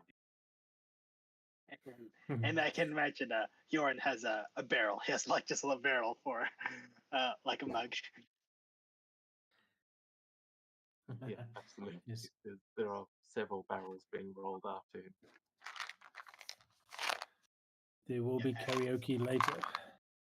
Yep. And oh yeah, quick out of character question. So Trimer asked an earlier question about how so travelers are mainly from the Svartalheim Alliance. What is that? Are you asking Thrain, or is this Out are of you character. asking? Well, then Or in or no, character, what you can make in character? Yeah, I was okay, saying in character. Yeah. yeah, you can make you can either make a history check to just see what Crimea already knows, because you would probably know something, being a 200-year-old elf. Uh, but yeah, if you want to ask him specifically, you can have that conversation. I'll make history check first. Oh no, 6. Yeah, it does not know which. So so Trimer will ask. What's his name again? Oh yeah, Drain say. So this Svartalheim Alliance that many travelers hail from. What is that exactly? Well, I suppose not many elves, at least not the drow, know about it, but the Svartalheim Alliance is something that all of the underfolk have come together, all the people from Svartalheim, and perhaps you elves know it as the Underdark. Not sure, but there are networks of tunnels that lead all the way under Midgard and throughout the mountain ranges. There are many folk that live beneath, and it is that union that we trade amongst our kind. Brauda is one of the few places above the surface.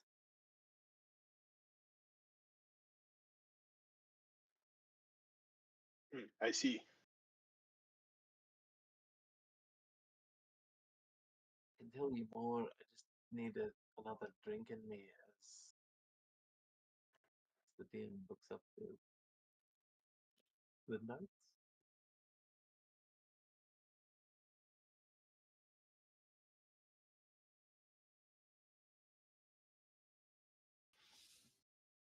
Well, whilst we're having a drink, I guess Svenja will tell him what she has as the origin story of Braudavik. Just that the giants fought the dragons there, and when we came, how did Jorund become a friend of ours? They were the original defenders of Braudavik, or they were the original fighting against the dragons. Braudavik didn't exist before that. Well, Braudavik was set up as a stronghold of the giants to fight off the dragons. It was never meant to be inhabited by small folk, but it was the site of a great battle. We thought all the giants that had gone that way had been killed. Ewan says, well, we were. I was brought back when these fine folk defeated Ailson the Arisen. Are you familiar with him? He says, oh, there were rumors of Aegir's chosen years ago, but I've not really kept up with that. Most of our politics are beneath the mountain. You must understand the Svartalheim Alliance goes all the way from Emir's Lash to the mountains of Vizier.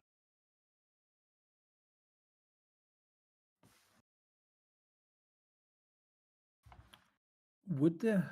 Okay, so she'll tell him about the hags and the threat that posed to the surface lands, right? And curious about whether he would see that as a threat to the Underdark as well. Although if it is as widespread and as powerful as we've heard, probably not. Well, there may be some folk working with hags. It's not uncommon, but the hags are usually dealing with the Fae, not the Underdark, you know. They would be more in line with the Freya and those elves, not the Drow down beneath.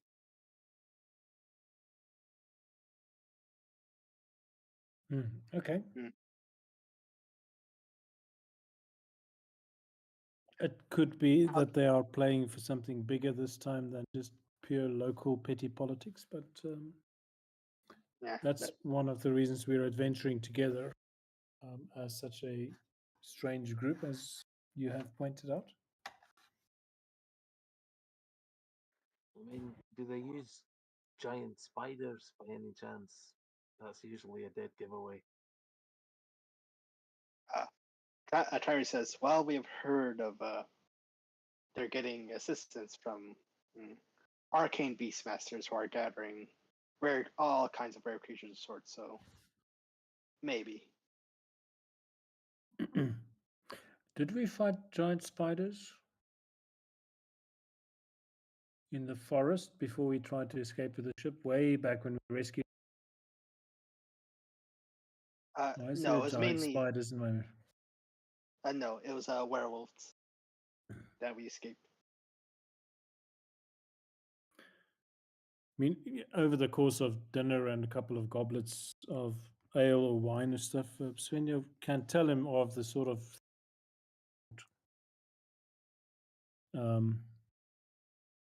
not in a sort of a braggy, see how great we are kind of factually saying, yeah, there wasn't spiders, there were some undead that we fought with the hags, and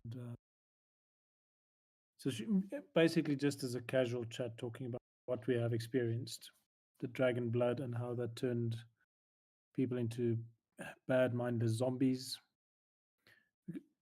So yeah, Okay. this is just dinner table conversation in Yeah. making the story broader and bigger and so forth. Yeah, I can imagine the stuff about Dragon's Lock is will catch his interest. Like, wait, what? Dragon's Blood? Like basically how the hags has been using it for consumption, basically corrupting people in a way. Yeah, and I think for every story that she tells, she will say to him, yeah, she'll try and draw stories about him and the dwarves out of him as well, because she'll sort of say, you don't become a lord over a settlement of this size without some brave deeds of yourself, and sort of try and pull out of him what they had done. I think part of Yoren's surprise that there are, or all of us is surprised that there is actually a settlement here. So just trying to, how did that happen? How long has this settlement been here? How did they form some sort of peace with the dragons? Sorry, with the dragon. What am I talking? The Underdark. So how did this happen? How did the settlement kind of grow here?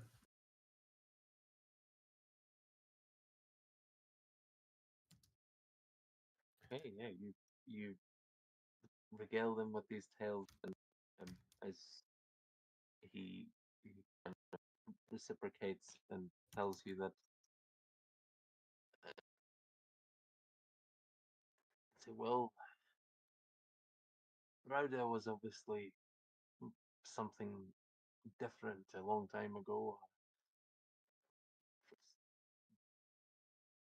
Although we try and keep the memories of those the old giants alive, it is only some of their kin that you see around here, the Goliaths and half giants that remain.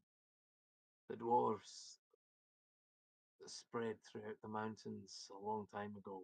And, I personally was a descendant of the Brauda himself. I don't like to talk about it all that much. Of course, people always have questions, but oh, but you're a dwarf, not a giant. It gets old. I get it, but I'm I try and maintain the history here. You know, protect it from any dragons or beasties that seek to do it harm. But I was commanded by Queen Melazar, the Svartalheim Alliance, to take this place and look after it. I am the Lord. You see, my duties are to crafting and maintaining the tunnels and bridges, defenses underneath the mountain. This is the perfect place to do it from.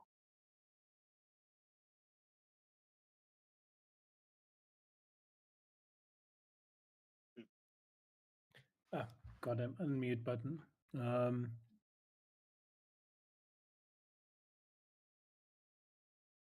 So Svenja, would are they sort of? Have you seen any portals or carvings? And she sort of described to him that the portals we'd found and the gates. There's no trees around here, presumably, but she's trying to fish out if there is a teleport point, either here on the surface or in the Underdark. you're looking for ironwood trees, sure, I'm sure you could find one. But as you say, not many trees in the mountains. Though, that said, when you head into the tunnels, there are some elemental hotspots, things like that, where, well, it can be like walking in a desert in the middle of a mountain. The biomes get a little confused down there. You may be able to find something, but if you're looking for directions, there's plenty of folk around here who might be able to guide you, or might be able to find some guidebooks in the market. These tunnels are expansive. We'd happily direct you if you're looking for somewhere in particular.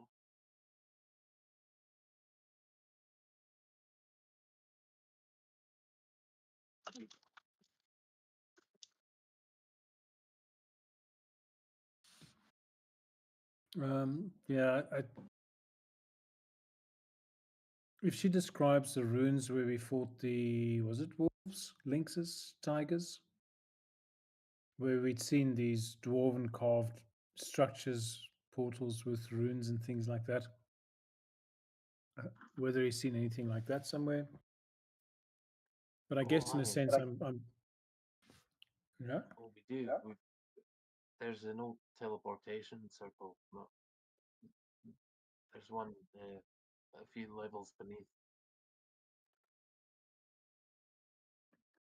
But it's not the ironwood tree. That is an active circle, though.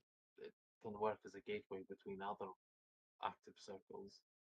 Sounds like the one you're talking about is still offline.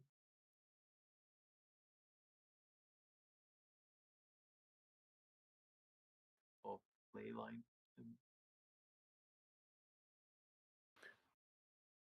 Did you guys Does he know? activate that? I don't think we did. I don't think we knew how. There was something broken in that portal in the forest. Am I confused? Too long ago. Yeah, I think you left the crag cats to like make that their sort of lair.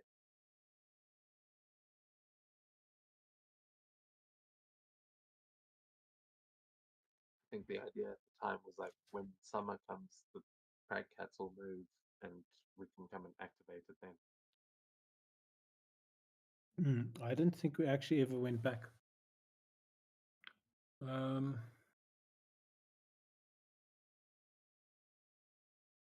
Would be nice if he can teach us how to activate and use sport.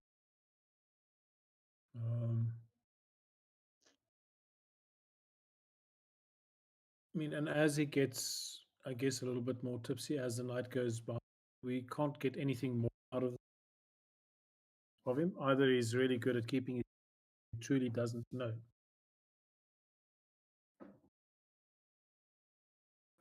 I think at this Yeah, point, oh, go ahead. the details of the prophecy are he doesn't seem to know, like he doesn't have something he can recite back to you, but during the night there would be the person that he was talking about, uh, what's her name, Sigrid Hearthkeeper, would would arrive at the tavern and would come and join you at the table, and you'd see that she is more of a diplomat than you can see, is wearing these quite regal robes and is very tall. She's about 7 foot tall, but is like long and has looks like she is also half giant. You know, she's not a Goliath, but she looks like she's half maybe stone giant or maybe storm giant. Not quite. Yeah, she joins at the table at some point, and he would introduce her, saying, "Ah, finally, here she is. This is Sigrid Hearthkeeper. She's our person in charge of maintaining relations with the neighboring settlements and ensuring that we make it through the winters. Mm-hmm. So, what can she tell us about the prophecy?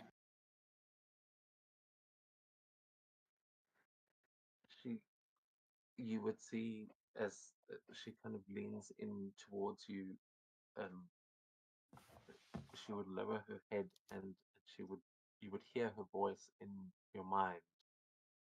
She speaks to you telepathically and says, "The prophecy. Were you aware of such a thing before coming here?" I and you can feel her kind of trying to probe your thoughts as she asks you this. So if you're trying to hide any information, you can make a wisdom save. Otherwise, yeah, she seems to be trying to read your mind. Mm.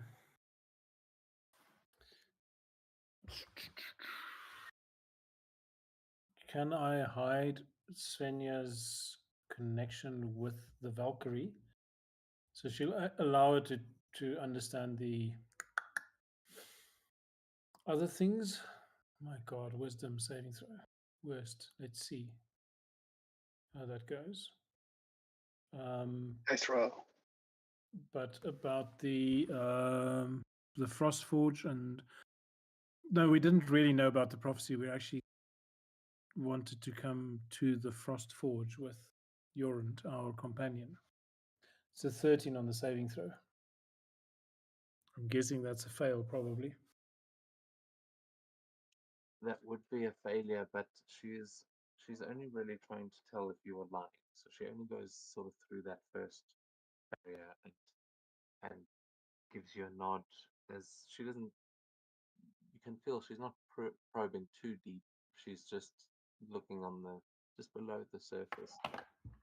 Yeah, just surface thoughts. Yeah. Hmm.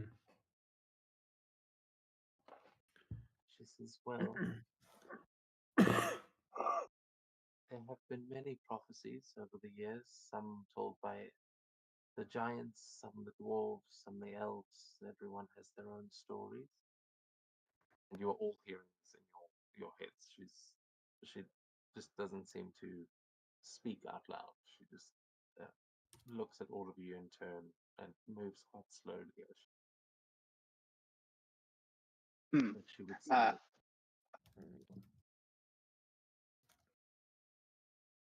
"Harry Primate, what was that? what were you going to say?" Oh yeah. The moment that Sigrid mentions that everyone having their own stories, this is when Shriver would ask, like their own stories. Wait, does this involve Ymir's heart in some way? "Oh, the elf speaks true. Oh, These things are connected. When the last of the giants was killed, that was the birth of your settlement. And it was around the same time that this mountain was turned from a place of celebration into a place of mourning. I believe your return, and yours in particular, Hjorund, means great things will befall Browder in coming days, months, going forward." And she she smiles as he kind of puffs out his chest, looking quite proud. He's and what has become of the giants? Where are they? I I've seen giant kin, but none of my old family. And at that, she doesn't quite respond as Thrain just looks into his drink, and there's a bit of a solemn moment around the table.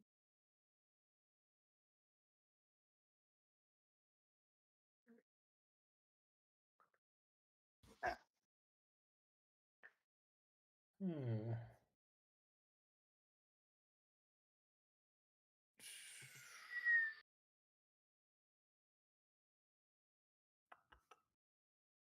Um, um, um, um.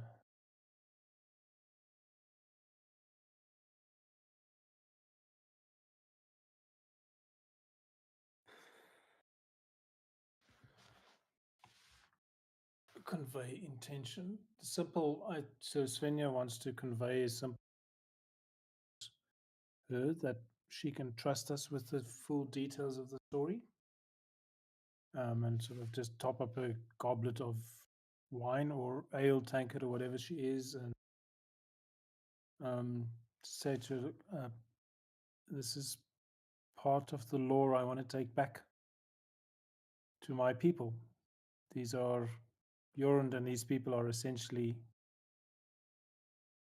the seed of our now well flourishing settlement.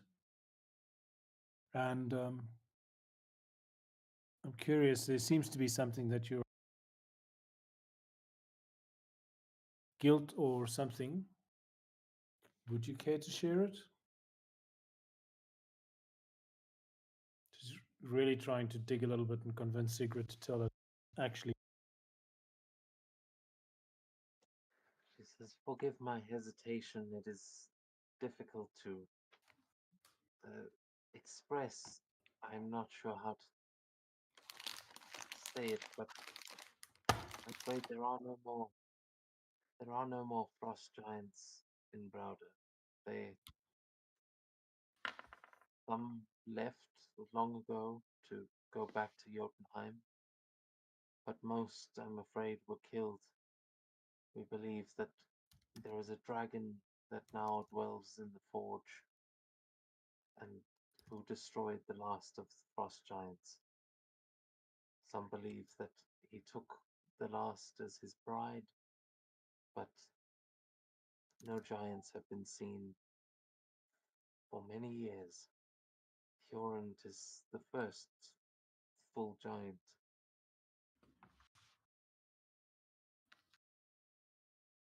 Hmm. Uh, what do you know?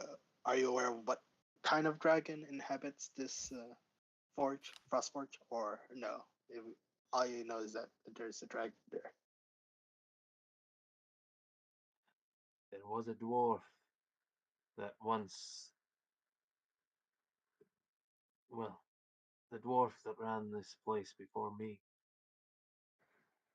They say his greed drove him to madness, and that he tried all he could to restart the forge.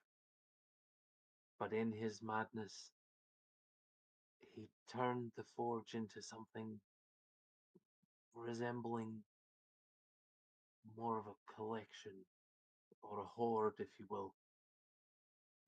No one's entirely sure what happened to him, but the last anyone saw, there was a great dragon made of mithril that roared his name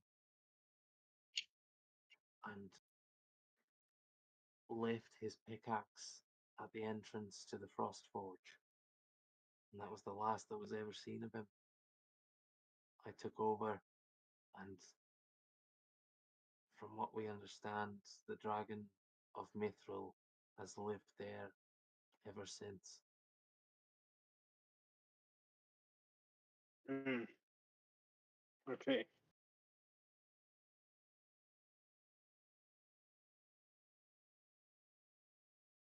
So is this the great evil that Thrain, or Lord Thrain, has been talking about and warning us about?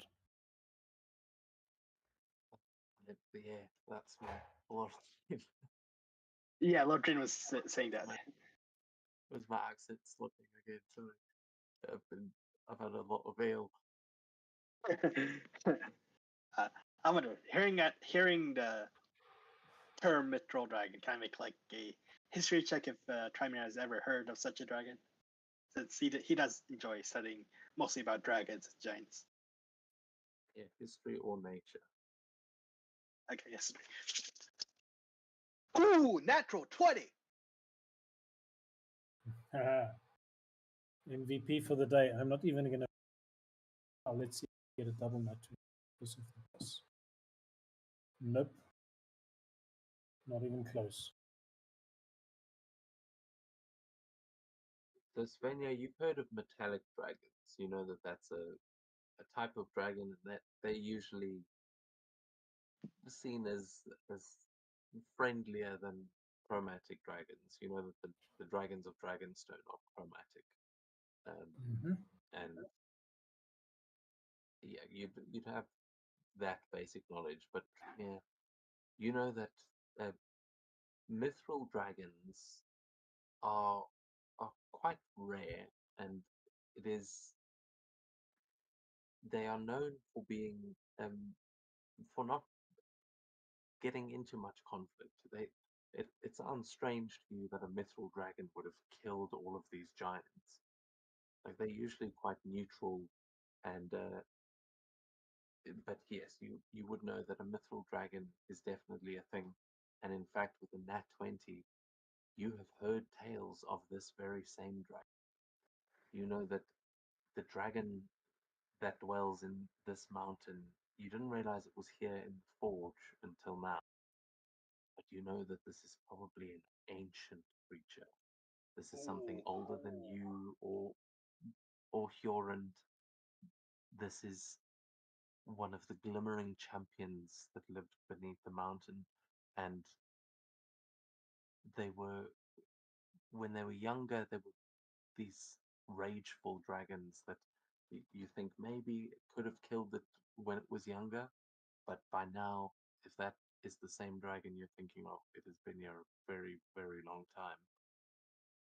So, Um, okay, so you would know that they are they're known to be rebellious dragons who sought to make peace between the chromatic and metallic dragons, but failed and declared themselves neutral. Um, so yeah, you know that they are kind of outside of the wars that you've studied. They tried to make peace and have broken off from the rest of dragonkind. broke off. So they're like a separate faction. So so they are a separate faction from the metallic and mithril dragons. I mean, metallic and chromatic dragons. Yeah, they are more metallic, but they are neutral in terms of that they don't associate with those particular gods. They kind of an offshoot of those that goes beyond just regular D&D dragons. Um, Yeah. you Okay. know that they are the only dragons that uh, advocate against the perpetual war of the Dragon Empire between those. And yeah, they have been used as servants and things in the past, but if you find it strange that they would attack the giants in that way. It's like they something must have pissed that dragon off for it to have moved in there. Unless with the Nat 20, you also have heard stories of dwarves turning into dragons. That's like usually that's something it's like, yeah, that's mythology, but that's the only other option is that the dwarf either spontaneously turned into a dragon or that is a beast that has been lurking in these mountains for hundreds of years. Okay, so it's strange. Yeah. Okay, dragon.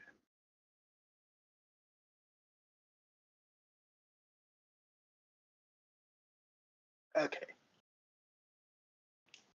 And oh wow. So You all yeah, know we're going to have to confront this dragon. Right? yeah, yeah, yeah. Trymir thinking about the history that's been told to him, and with his own knowledge, uh, personal knowledge of studying dragons and like their factions, their history. Yeah, he'll share all this knowledge and he'll share his understanding why the Lord, what's his name? Lord, the Jarl. Uh, oh yeah, Darren is so keen on staying away from it. As Trivia mentions, yes, this how yes, this dragon must be very ancient and thus very powerful if it is inhabiting the forge. Yes, and the number of casualties makes sense.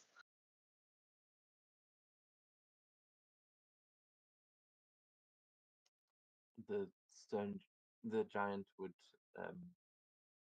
or the half giant would place a hand on the table and with a minor illusion would conjure this image to say this is the beast of legend.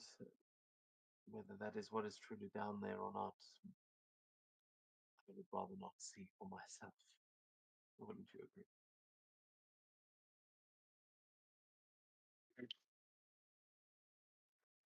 The depicted Yes, ghost and if to be honest, if we are if we're even truly going to see this creature, you would at least bring an army of specialized people. Like everyone specialized. If you Mm.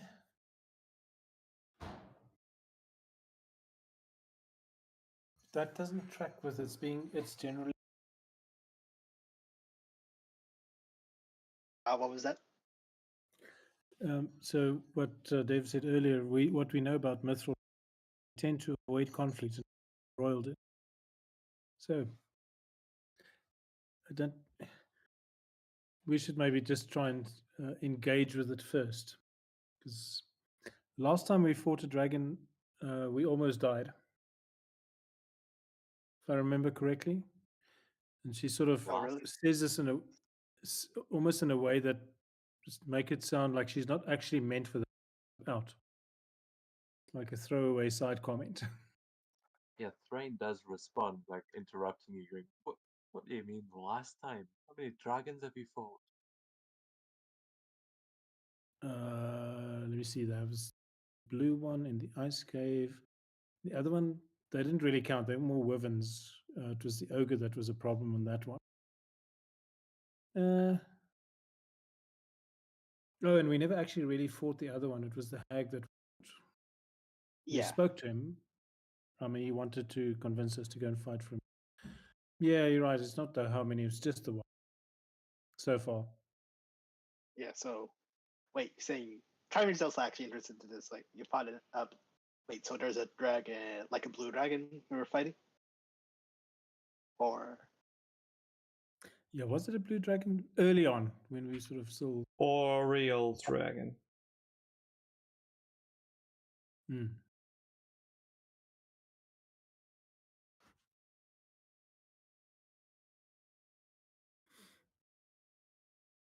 you?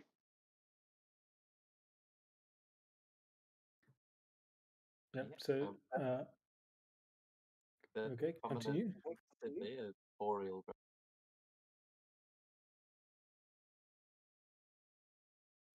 This is what you fought the first time.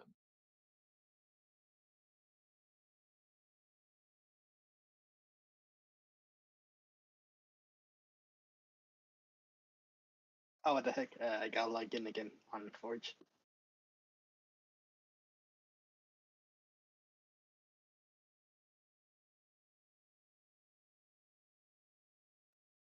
I popped the image of the boreal dragon up there, but Yeah. you would know you would know that the boreal dragon is also likewise not metallic or chromatic. They are something that generally occurs in Mordia, but they are probably offshoots of the ancient dragon.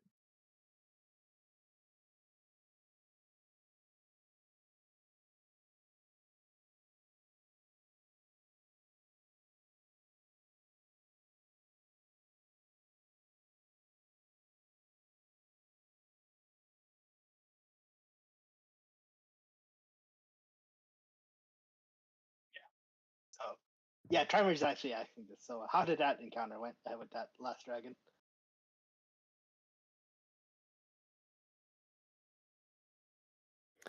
Did Svenja make a? I'm sure she made a small poem about that, or a small story. Not quite yet full blown saga. So she'll recount the in the cave and how we came to fight the dragon, the help we had from the flamey guy, whose name I can find if I really have to go find, and how she almost died. And What level where were you that back then? was. Shit, I don't know. 2, 3, 4, 3. Oh, really? Oh, really? 2, 3, 4. Oh, wow. And you're trying to fight a It dragon. was Oh, wow. 4. very low. 4. Yorida. I think we were mostly lucky. Yep. There was also a young dragon. Yeah, true. Oh, what was that, DM? It was a what? There was a young dragon. Ah, okay.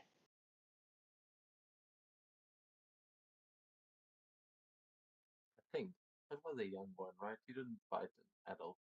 No, I think it was definitely a young. Yeah, I feel like it would be Yeah. young. If it was adult and they were like a level 3 party, they would have been dead. But a young one, they would have had a chance to survive.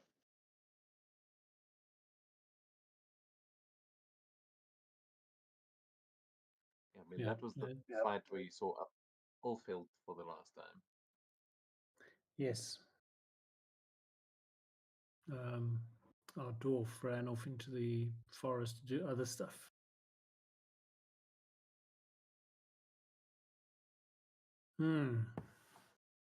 Wow, long time ago.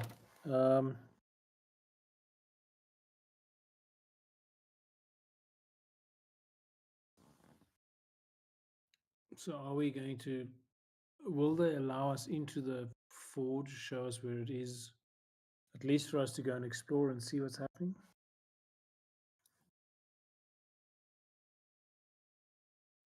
You see, they kind of exchange looks, like both of them looking a bit uncomfortable with that. As they say, look, it is forbidden, but if what you say is true and you really are capable of fighting dragons, I mean, we would not be opposed to someone going down there clearing out the forge. But you must understand, you would not be the first to try, and none have ever returned. That is a forbidden place for a reason.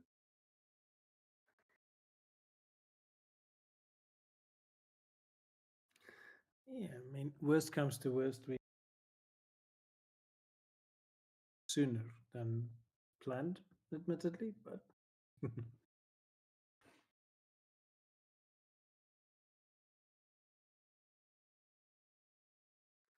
And so that is how this it got its name. The, the path down into that forge is colloquially known as the path to Valhalla. And as I say, it's not a trick. It's not a fucking portal to Valhalla. You're going to die. It's a suicide mission.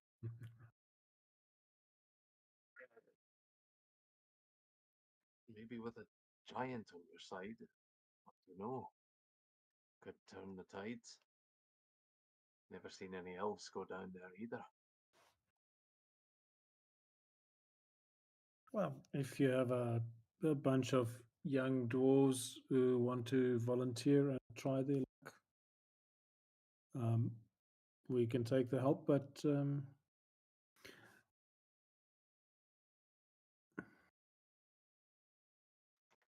Not many of the dwarves are as eager to reach Valhalla as you lot, but there are some brave souls that would happily lend some aid. Just to see what's down there, if anything. But I'm afraid if you are going to take any of my men, I'm going to need to see some sort of plan. I mean, you're welcome to run in there and get yourselves killed if you want. Perhaps that was the destiny we've been waiting for, but if I'm going to be putting dwarvish lines on the line, I need to know it's going to be worth something.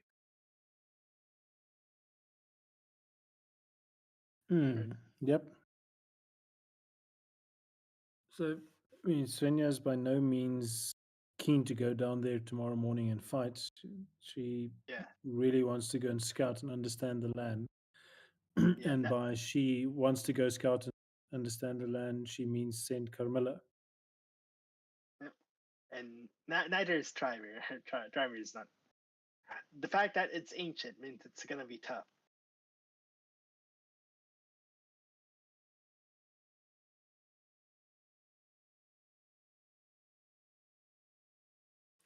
Well, all we really have to do is work out what it, all of the hoard and stuff it has in the cage downstairs.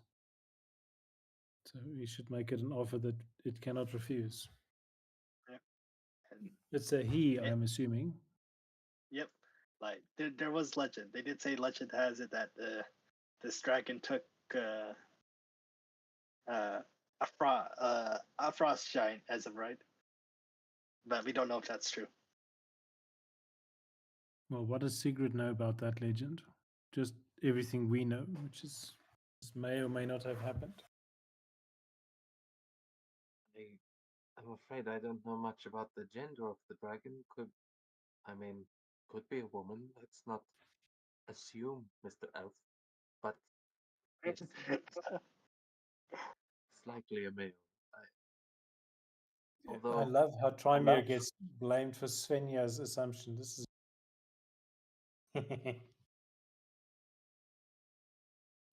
I'm gonna try and get him into trouble regularly. This is a new hobby. Yep. yeah, you do get the impression that it would be easy to do. Yeah, you could probably say some things and then blame it on the elves, and these people around here would take the side of the human before the elf. Oh hell Yep. yes, confirmation bias. It is called. You hear what you want to hear and see what you want. And the elves are clearly dirty. Cannot be trusted.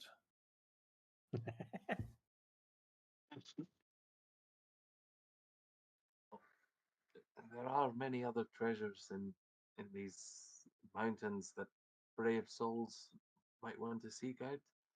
If you need a guide through the tunnels, I'll be heading out day after tomorrow to go and head up to the Nexus, and I've got a meeting up there. But if you need a guide, I'd be happy to travel with you.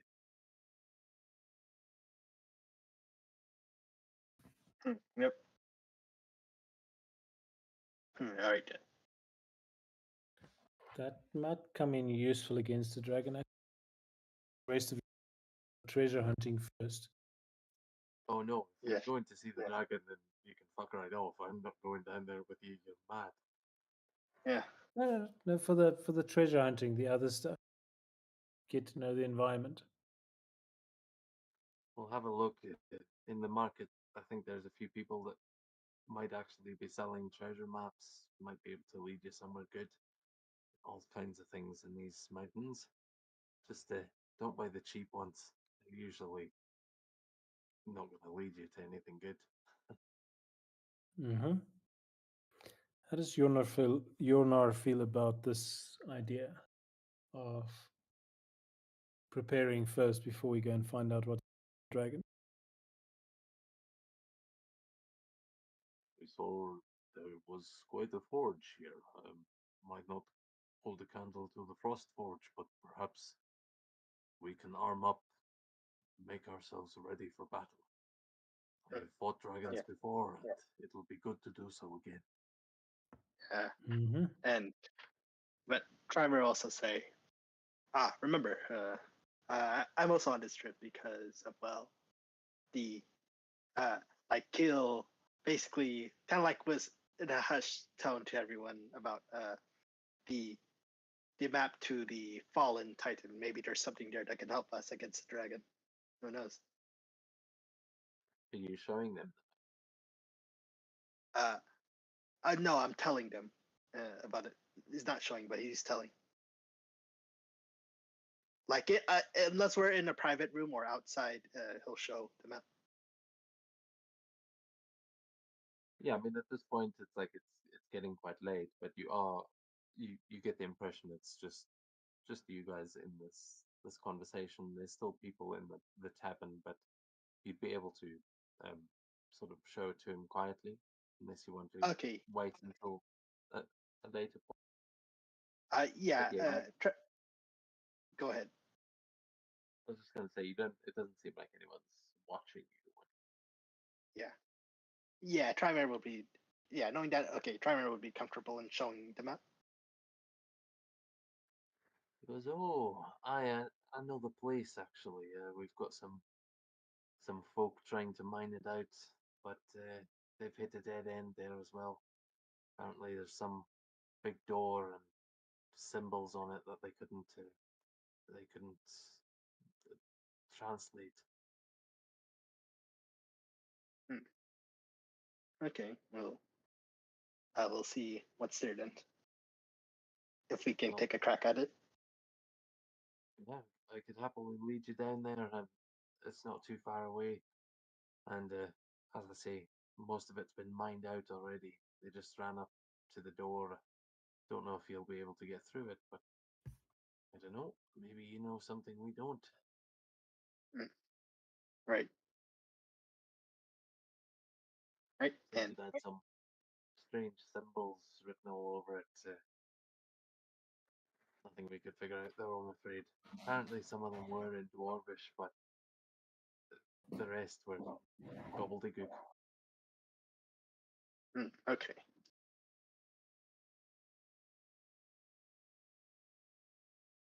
All right then. Yep. And is Hjorn fine with that?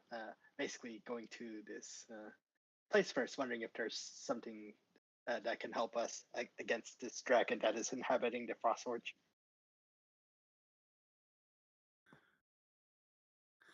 Yeah, if it doesn't respond well to requests, please go away.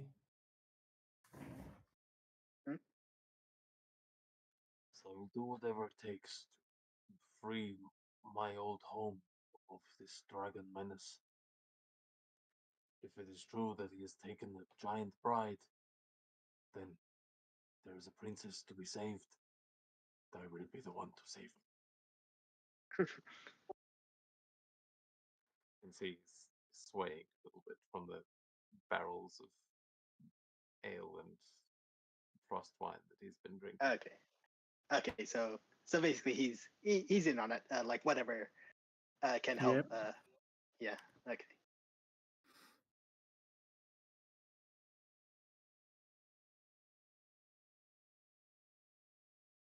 All right.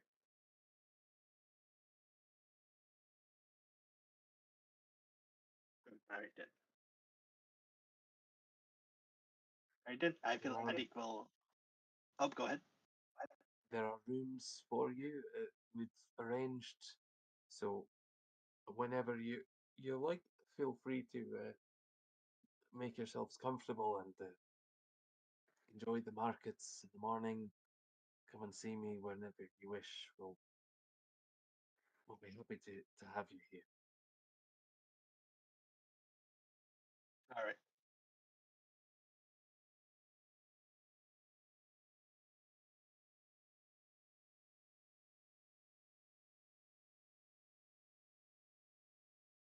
Yep. That sounds good. So for the rest of the evening, we'll sing, and tell stories, and I'm not arm wrestling any dwarves, but anyone who wants to arm wrestle is welcome to have a go.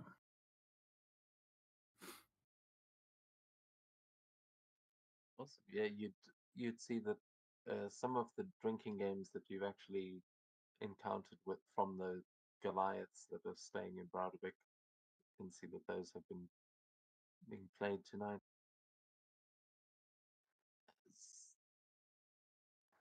Yeah, you guys, do you want to actually roll for some drinking games or anything? I think we should sort of leave things here for story wise until the others can join us. I'm not sure what happened to Gorm tonight. Yeah, right now as a moment, I think it's fine to leave here, unless everyone wants to have fun with drinking games. Well, if this is a good stopping point, I would benefit from going to bed 20 minutes earlier. I know it sounds terrible, but I am I am overcommitted no. in terms of. Yeah, no, sleep is good. Not so much.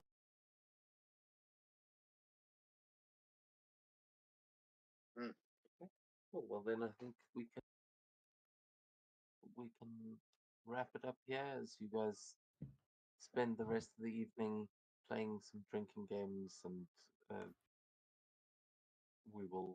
maybe we'll make some rolls to see if we made any money next time. But Yeah. you find your way to some nice, comfortable beds. That is actually, it seems like they've given you some really nice rooms here. You'll get some nice rest here in Browdervik. I mean, in Browder, and we'll see you next week. Yep. The following And yep. And I must say, I feel like rolling that nat 20 was important. Knowing that it is